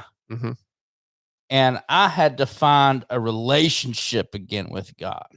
So for me, that meant, admitting that Christ is my Savior and my life is yours, guide me however you want to. One of the biggest things that I've started doing since I left that last rehab every day. And I forgot the name of the prayer, but it says, "Oh, that you would bless me indeed and enlarge my territory, that your hand would be with me and that you would keep me from evil so that I may not cause pain." And there's a name to that prayer, and I'll get it to you. Okay. Mhm. And I forgot, it's named after the person who said it. And there's a book about it. All right. And it's this whole idea that you say that every day and watch what God will do. Okay. "Oh, that you would bless me indeed and enlarge my territory." Like that, I've been saying that every day for a while now, Mhm. Years almost. And it's my social media stuff, enlarge my territory. It continues to grow. So my purpose is different. Like I try to turn my will over to God every day. Mhm. That's my deal, and I don't talk a lot about this on my social media thing too, because I want to reach people that, sometimes when it's just like the military thing. Sometimes when you go the Christian only route or the military only route or all that, you're leaving out the largest group of the people. And those are the ones that are sick, man. Yeah. You definitely get pigeonholed into one. They're the ones that need it. Yeah. So I just try to let my content on social media, and some of it's risky. Sometimes, guess what? I say swear words sometimes on there, guys. I try to beep it out, but I say swear words sometimes. So it's I'm come and watch the content, find laughter, find some positivity through laughter. Not to push my t-shirts, but I sell these as well. So positive, try to find, that's my message, positivity through laughter. Find your purpose to serve other, so come to the page and enjoy the comedy and all that kind of stuff. But those that stick around, hopefully you'll hear the message that we're sharing today. It's happening right now. Yeah, that's the goal. Yeah, it's happening right now. This is part of that, part of the Exactly. goal. This is part of the culmination of that, man. And this is where you get the real, content. And you want to know the story about, how I got to where I'm at with the social media. So, this is the real message here, is there's a purpose to your life. We're all designed to serve in some kind of way. Find that purpose, and you won't even feel like you're, struggling in life anymore. Because I was struggling in life. I didn't want to be, life was hard for me every day. You know what I mean? Getting up was not enjoyable, Yeah. And that's a miserable place to be. And some people, it's so miserable that they can't handle it and they kill themselves. Yeah. You know what I mean? That's a real problem we have today. Fortunately, I didn't reach that point, but I was miserable and I felt trapped and I didn't want to be, and I don't have to live like that anymore, because now every day it's like, man, there's so much more to this. I've got that. I'm finding that purpose. I'm finding that way of life, and it makes all those other problems that I was struggling with just non-existent. Yeah. At least for that day. Yep. Yeah, you hit the nail on the head, man. Having purpose in Christ, and by the way, Christ gives every one of his sons and daughters a purpose within his body. We all have a gift. We're all uniquely designed and created and made within the body of Christ and called to be a part of the body of Christ so that we can fulfill that purpose within the body. And Christ ultimately is the answer to despair. So if you, I've talked about this over and over again. You have two choices in this life. You're gonna suffer, but if you choose to suffer alone, you will ultimately find yourself in despair, which means you will find yourself in a moment with the total and complete absence of hope. And that's when people take their lives. That's when people give up, and they may stay alive, but they might as well be gone. Right? Yeah. And so, but if you choose Christ, you can suffer in life. Your suffering will always have a meaning, and you will always have a purpose. So you become immune to despair. And despair is the thing that's killing people. Right. Despair is the thing that's killing people. You understand what I'm saying? That when you get to the point that you can go and murder another human being, when you get to the point that you can take your own life, where you get to the point that you can commit some violent, heinous crime against another human being, it's because you're hopeless. Yeah. There's no meaning to life. So purpose in Christ is what staves off despair, because this life is freaking hard, man. And you better find some purpose in the hard stuff, and you better find some purpose in your day to day, or you're going to succumb to despair. Yeah, for sure. At the end of the day, that's the two options that we have as human beings.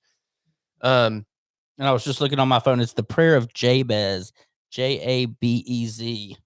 Okay. I would encourage you and your listeners to look at that book. If you search prayer of Jabez, I'm sure the book will come up, but it's pretty cool. It breaks down the prayer and explains why each part is what it represents. So try it, say it every day, and that's how I was challenged. Like, why not? It takes 10 seconds, see if it works, Yeah. Yeah. So I hit my knees and I say it, and I haven't stopped, and it, things continue to grow. And they will continue to grow. Yeah, Blake just taught a message on prayer on Resurrected this past Sunday. It was a great message. So that's over there on Patreon. I do want to talk about, Evan, the genesis of Fit to Serve, the genesis of the name. Let's start with that. You kind of alluded to it over the last, couple of minutes of our conversation, but how did you nail that down?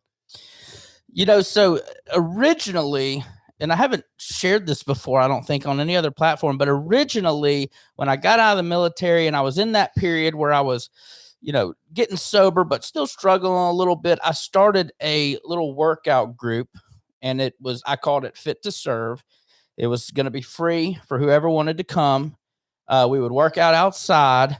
It would start with the workout, end with a Bible study. All right. And the idea behind it is kind of what Fit to Serve means now for me. But it was also along the principles of, like, more so focused on the physical aspect of it. Like, God calls us to go out into the field and harvest, mission work, basically. How can we go if we're not physically fit to go? Mm-hmm. That was my idea behind it. So it was like a workout thing with a message or a purpose of, I'm trying to get in shape so that I can be a better servant of God and go out and serve other, and I just didn't really stick with it. And I remember I was sharing with you that I was still kind of in a place where I was struggling. So it just it started off great and then sort of fizzled out. I left it alone, but it stayed my username for a while. Okay. And then whenever I came back to making content, I always liked the name Fit to Serve. Excuse me. I decided to make that my TikTok name. And because it was already my Instagram, decided to make it my TikTok. And then I just started putting out my comedy videos under that name. Mm-hmm. So that's where really, when I got it back going, I was thinking, yeah, I know what Fit to Serve means. But at the time, I just started doing comedy stuff. But then as the comedy grew, I was able to share what fit, because people would ask, where's your username mean? And I was like, well, let me tell you about it. So I made a video on Instagram, and I think I shared it on TikTok as well, explaining what Fit to Serve means for me. Uh-huh. And that's kind of where it started. And then I just decided to keep it. And I got to ask, Chili asked before, why comedy? Because you first of all, you've got an amazing life story. You've overcome all kinds of difficulties and failures and struggle. And you've got so much richness about your life that you could have went any different direction, man. And so why did you choose to go? Obviously you're really good at it. Did you know you were good at the comedy stuff? Like, why did you choose to go that route? Because you could have went 100 different directions, man. Yeah. So I'm just more comfortable making people laugh. I've used that in my life for a lot of different things, whether it was, maybe I was full of fear and I found the outlet of comedy to get through that. military guys, we talk a lot of times about the dark humor that comes along with that. And a lot of that's just laughing so we don't cry, or laughing so we don't lose control because of anger, or using it as an outlet. So I've done that my whole life. I wasn't, I used that to make friends. People liked me because I was funny. Yeah. And a lot of times it was harmful to me because I was just not harmful, but I could use it to be inappropriate. I could use it to put others down. I was really good at putting other people down, saying things that were hurtful. Mm-hmm. You hear that phrase a lot: hurt people, Yeah. like I'm hurt, so I'm going to hurt you. So I've used comedy for that as well, but I've just always been the funny guy. As I got further down this social media road and started, making these comedy videos, a lot of that was because I was learning to love myself again. That's another big part of my message, is I didn't know how to love myself. I hated myself. I hated myself for the divorce. I hated myself for the mistakes I've made. I've hated myself for all these different reasons. So I was learning to love myself again.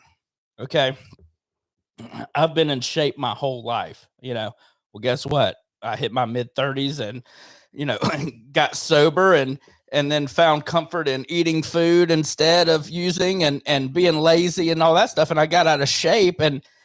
But for the first time in a long time, because I was still on this right path, I was able to love myself. Do I want to be healthier physically? Absolutely.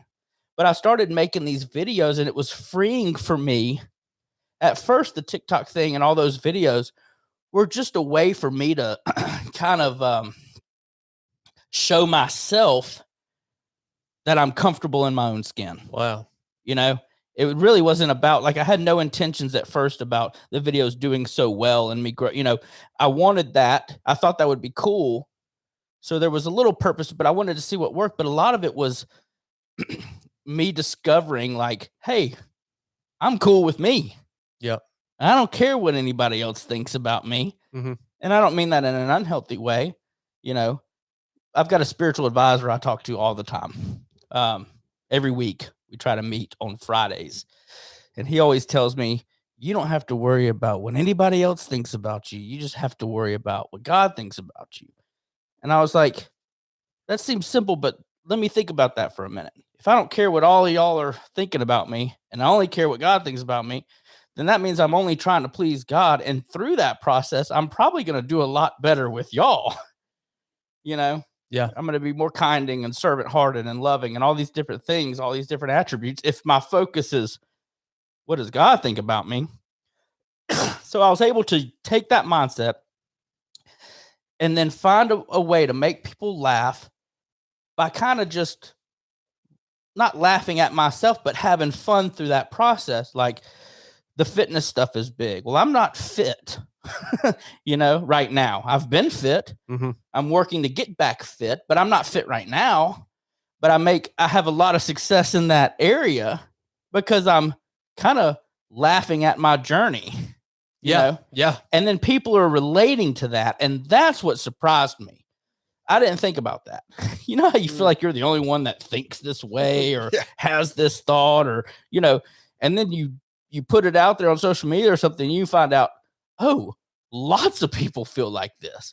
So the fitness thing started to take off first, and it took off because people who were out of shape like me and were wanting to get healthy, but maybe they were too scared to go back into the gym or too uncomfortable or couldn't love themselves or couldn't, they were starting to gain that confidence just from me making these silly videos, basically poking fun of myself a little bit.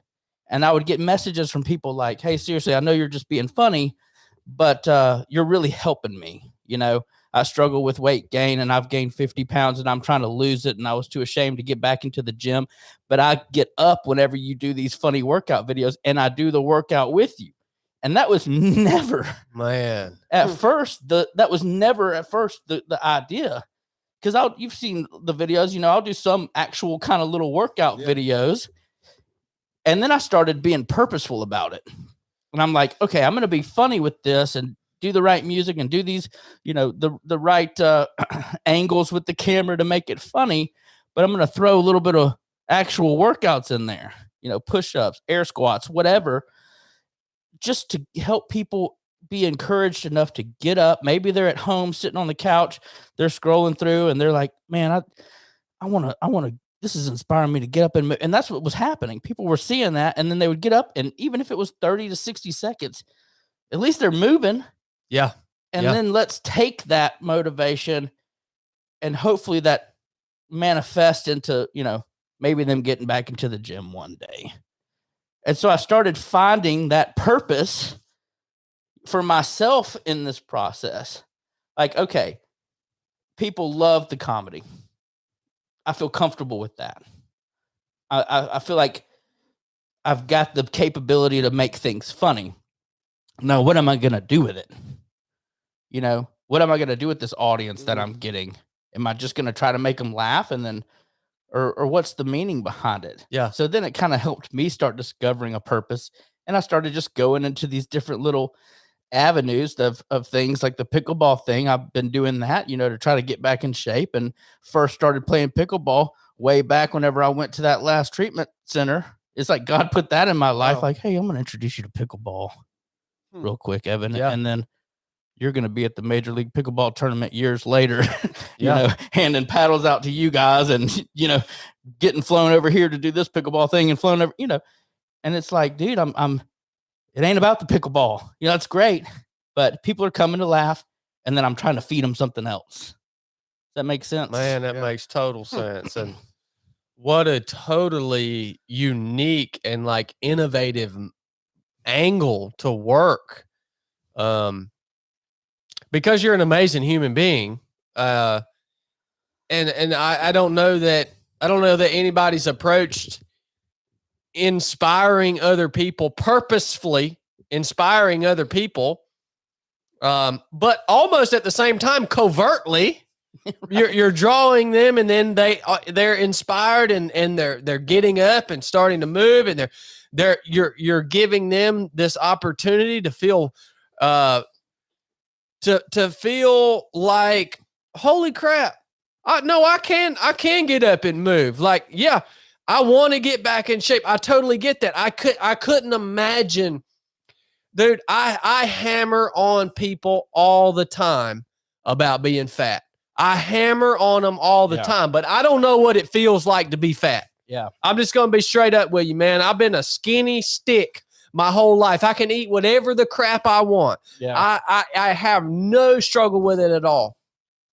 Like, I can't imagine what it feels like, though, to actually get to the point where you are significantly overweight, and what that does to you mentally, and how hard it would be to get up and say, okay, no, I'm going to walk into this gym. I'm going to actually move my body. There's got to be a point for so many people that they get to where they actually begin to think, no, that's not for me anymore. I'm too far gone, right? And then they see you up on the video with your shirt off, hanging it all out there and having fun doing it. Right. And they're like, holy crap, man, that looks fun. Yeah. And look at this guy. Like, he's on his journey.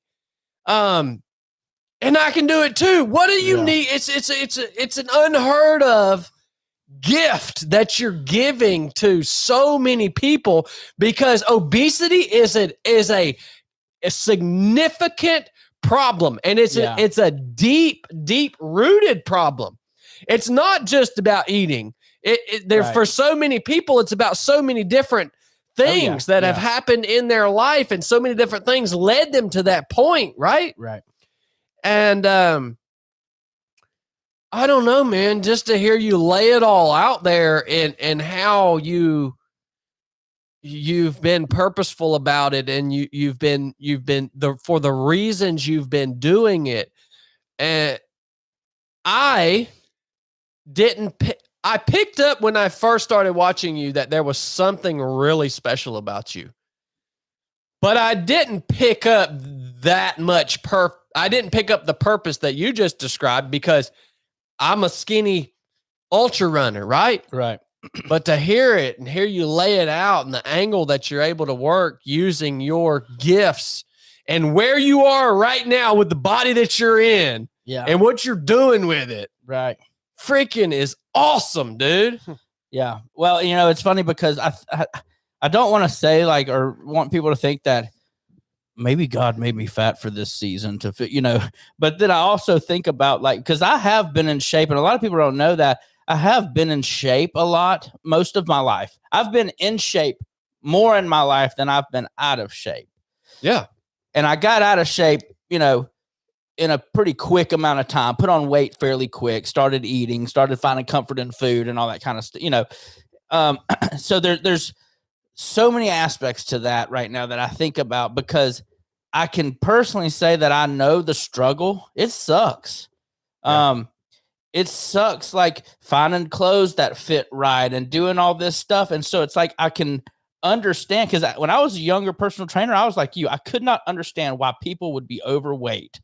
I was like, I just don't get it. Don't you know how better you'll feel whenever you're healthy and blah, blah, blah. And why would you want to feel that way and do this way? And then whenever I, got in my later 30s and got out of shape, it was like, I get it now. This is tough, especially when you get out of shape, you get comfortable. You can get comfortable being uncomfortable. That's right. Yeah. It becomes your new normal. It's your new normal, and it's just, I got to deal with it, and now I'm going to wear slip-on shoes only because I don't want to bend over and tie my shoes. And now I'm going to wear waistband things because I don't want to. But fortunately, I don't want to just go down that rabbit hole further. I want to be healthier. And that came from, like I was saying earlier, okay, I've got purpose again in my life.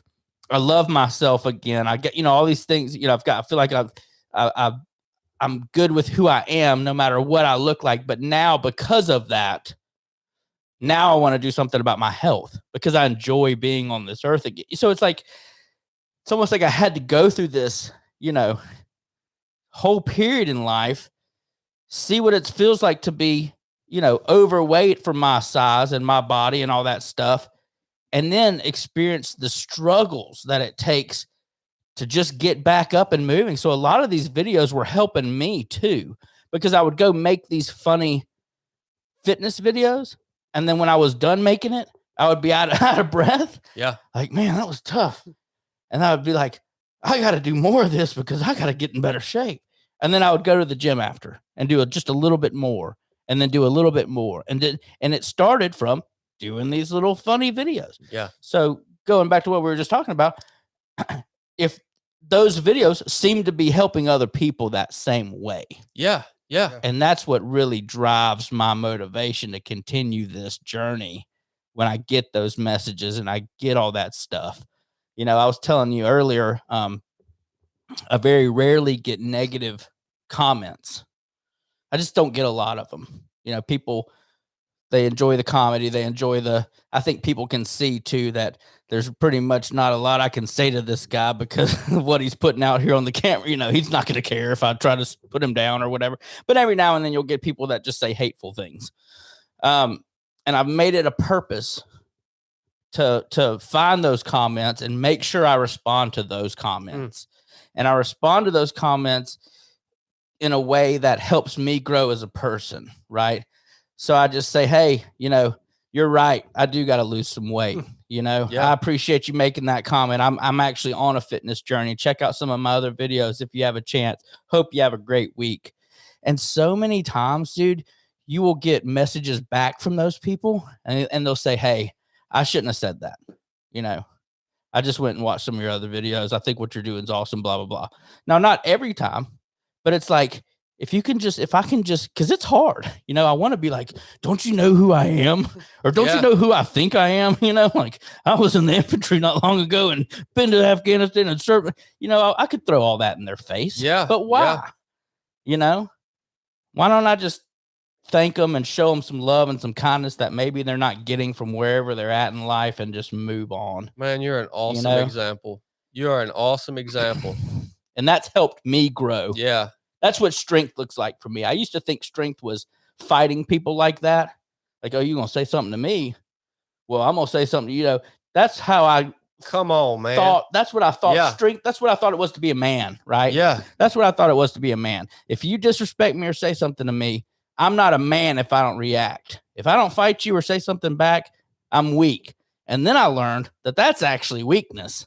Man, How much harder is it to show that person grace and love and kindness? are y'all hearing Cutting this? you off in traffic. That's in your face calling you fat. That's saying, how much harder is it to be like, hey, you're right, dude. I do got to lose some weight. I hope you have a great week, man. Take care. Are y'all hearing this, That's what's YouTube? hard. Are you hearing this, YouTube?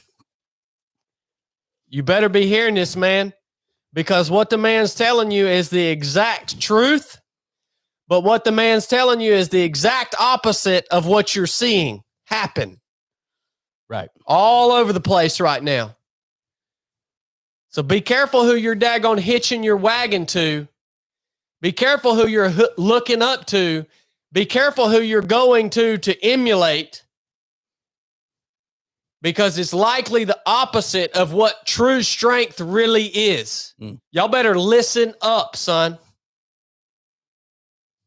If this podcast was just that clip, that's a clip the world needs to hear right now. Gosh, dude, you're an awesome example of a person. I'll tell you what, too, man. I'm going to open it up to Blake, Chili, and also to YouTube for any questions here in just a second. YouTube, if you got any questions for Evan, hit them in the chat.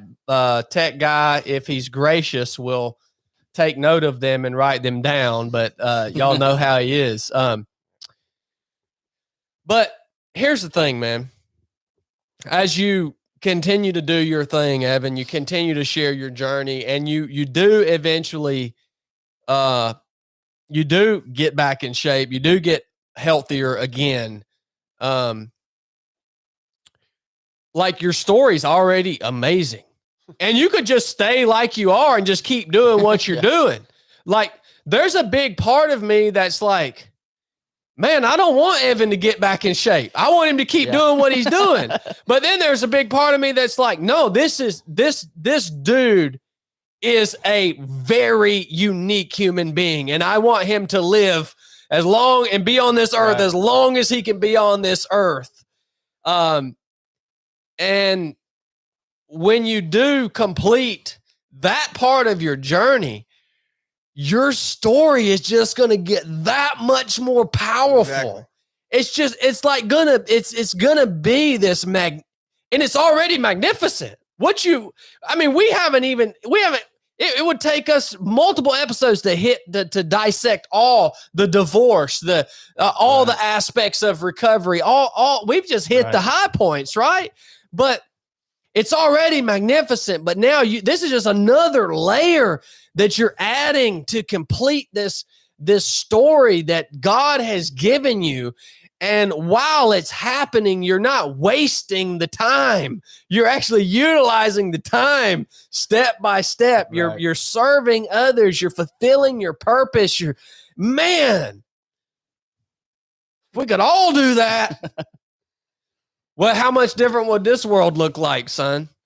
It's so funny because I do get comments all the time like, if he gets in shape, he's not going to be funny anymore. I knew you got those. But such bullcrap, man. It is. It's such bullcrap. Yeah, my thing is, dude, I've been funny my whole life. That's it. I was funny when I was in shape. I'm funny when I'm, I just find I think I've been, one thing that I was born, a gift, if you will, is to see things in life comedically. I think that's what some of the best comedians can do, no matter where they're at in life, is see things comedically. And the other part of that is, you know what? If that happens, so what? Then my message just continues to what it is. The ultimate message is, and if I were to sit here and keep talking about, trying to motivate people to get up and move and lose weight and stuff, and I don't do it myself, then I'm a hypocrite. Yeah. I can't just keep telling you I'm on a weight loss journey and not lose weight. That's not what it's about. Like, honestly, I don't care. I want to get in shape again because I want to be healthy and live a life. I know that God will find ways to use that, So, and like I said, I'm not concerned. I don't concern myself with what the world thinks about me. I just try to keep that one audience, and that allows me to continue this journey and know that whatever happens, as long as I'm staying in the right will, then it's ultimately the best thing that could happen. Man, when you started talking about the transition into making that type of content on Instagram, as you kept talking and you talked about, the journey that you're on, all I could think about was, because I've heard it said to other people with different things of like, man, are you worried you won't be funny anymore? You said it, but I was going to tell you, man, please don't worry about that, because that's not what makes you funny. You are a funny guy. It has nothing to do with that. That's just where you're at right now. And you're funny. Like you'll be funny. You'd be funny as a tall 6'8" guy. You'd be funny as a short guy. I mean, overweight. It doesn't matter. Like he's gifted, man. Yeah, I watched him working today. Him work today. Has nothing to do with that. Gift. It has absolutely nothing to do with that. So, but I know you already know that, and well, I appreciate it for sure, because it definitely helps to hear that. And I've had just random, fans say that as well. Yeah. So it's like I was saying, man, it's just one of those things I feel confident in, in. Well, dude, I think you're funny because of what you say and how you act and how you present yourself. It doesn't even have anything to do with it. Yeah. I mean, but another thing, man, I've been sitting here thinking this too, and I don't think of myself as like a super corny guy, but what I'm sitting here thinking about you is, well, maybe I am. But I mean, what I'm about to say has never come out of my mouth, this type of corny, but you are literally like, you've got such a light, man. Like I don't, that's an overused term. And whenever the people say it to other people, I kind of cringe. I'm like, what's that even mean? But I know what it means. Like when I see you and I hear you talk and I see the passion in your voice talking about serving other people. And just when you got out of the truck today and met us and we filmed the stuff, I mean, I'm like, dude, you bring light to me, to us, to everybody that comes in contact with you. I mean, I know what it meant. Like you embody that. And also, I believe you, man. Like, I think you mean it when you say you're on a weight loss journey. And I don't even know how hard that's going to be or is or anything like that. But your whole story is just riddled with examples of you overcoming big obstacles that kind of seem insurmountable at the time, whether it's addiction to opiates or your military career or whatever it is. And you've overcome it each and every time. So this is just the next one. And I see no reason to think you won't do it again if that's what you really want to do. And I believe it is what you want to do. So you're just going to keep growing, like you said, in all ways. And that doesn't just mean the follower count. It means everything. Yeah. So you actually can't. I appreciate it. I mean, you actually can't. I mean it, man. I don't say stuff I don't mean. Oh, yeah, I appreciate that for sure, bro. You actually can't fail when you're doing what Evan's talking about. He described it as the audience of one. Yeah. When you do what he's talking about, you actually can't fail. That's you right. actually take all the risk out of it. Anything that you're doing. Yeah. You just, it is impossible to fail. You are anointed. These with the life that I've gotten to live, I've gotten to be around very special people, you being one of those, people who have achieved great things and who are very well known. And what you come to realize is special people aren't special people by accident. It's because they're anointed. There's something about them that when you get around this person, it's like you just can't help but want to be around them. I mean, I filmed videos for 2 hours this morning and didn't get mad a single time. Like, you don't understand. That never I was happened. gonna say, do you normally get mad? I usually I hate I'm doing glad videos. I know that now man. after we film, because I'd have been nervous to make it. No, and it's just that anointing that you have, and for all you guys listening, if you can comprehend what Evan's telling you about, looking to your creator and looking to God as the author and finisher of your faith and your life, and daily submitting yourself to him and doing everything in your power to please him, praise him, serve him, fulfill his purpose within his kingdom, you can't fail. Right. It's impossible. Yeah. So Blake, what's up, man? What's up, Tech? I mean, We got any? You can say what you. yeah. Let ask me any talk. Just questions. hush, man. Let me talk here. Freaking turd. I mean, I would, as you talked, what stood out to me was that a lot of things, you know, God certainly didn't have that for your life of opiates, of even gaining weight and where you're at now. Like I would could argue that God didn't have that for your life, Sure. and that we add those things to our life. But through that, if we continue to serve God, he uses that to glorify his name, right? The Bible says that God uses all things for the good of those who love him and are called according to his purpose. And that's for us. And it's also for other people. So Yeah. You love God and you are called according to his purpose, and so are the rest of his children. And so he's using that for you and also using you for that for other people, right? Yeah. So the testament that you gave of people reaching out and getting, because, you know, you can say fitness journey is a fleshly thing and stuff, but it's not. Being in shape and is biblical. You talked about the whole, creation of Fit to Serve and where Right. that came from, and being fit so that you can go. And so, you know, all these things. Sure. And so God is using you in where you're at right now to serve through your whole journey. So it's just cool to see that. To me, it's just a testament of the things that we do to ourselves that God doesn't necessarily have for us. He still uses us in that process. And it's not like hold on, let me get back in shape before God can use me. Let me get back off of these pills before God can use me. Those should be goals, but he can use you right where you're at now if you have a willing heart. Right? Absolutely. So that's what stood out to me to everything. And I mean, I'm just honored to sit here and listen to it. Yeah. Appreciate it. Does the tube got anything worth talking about? Well, a lot of them, you know, they just begin to ask these silly questions. And but there was, let's see, one here that's a good question for Evan. This is from Rent Collector. You up? and him got something in common. What's up, Rent Collector? He says, what standards have you set out for your journey? So Probably talking about the weight loss probably, journey. yeah, but you can answer it in whatever manner you want because he didn't say. Yeah. So if in regards to losing weight, I make a lot of videos poking fun at CrossFit, and that has led me to a CrossFit gym. So got invited by an awesome gym there in Hoover.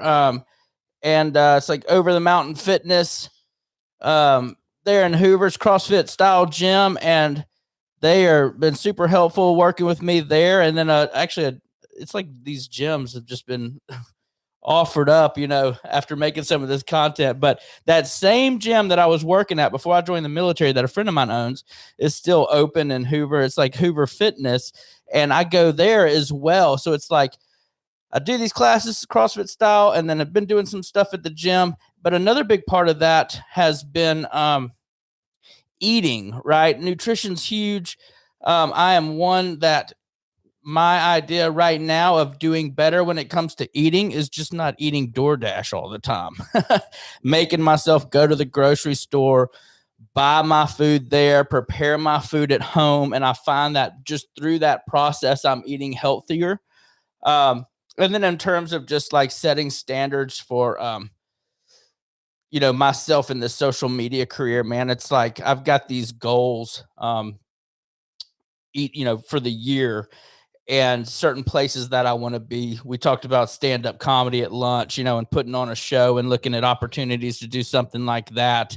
So I've got certain things that I want to do. And, we got the merchandise out, which we've done pretty well. God's definitely blessed us in that area as well, man. March was a big month for us selling some of the t-shirts, which obviously helps me to be able to do this as well. And it helps just get people asking about the Fit to Serve brand. So hopefully that answers this question. No, that's great.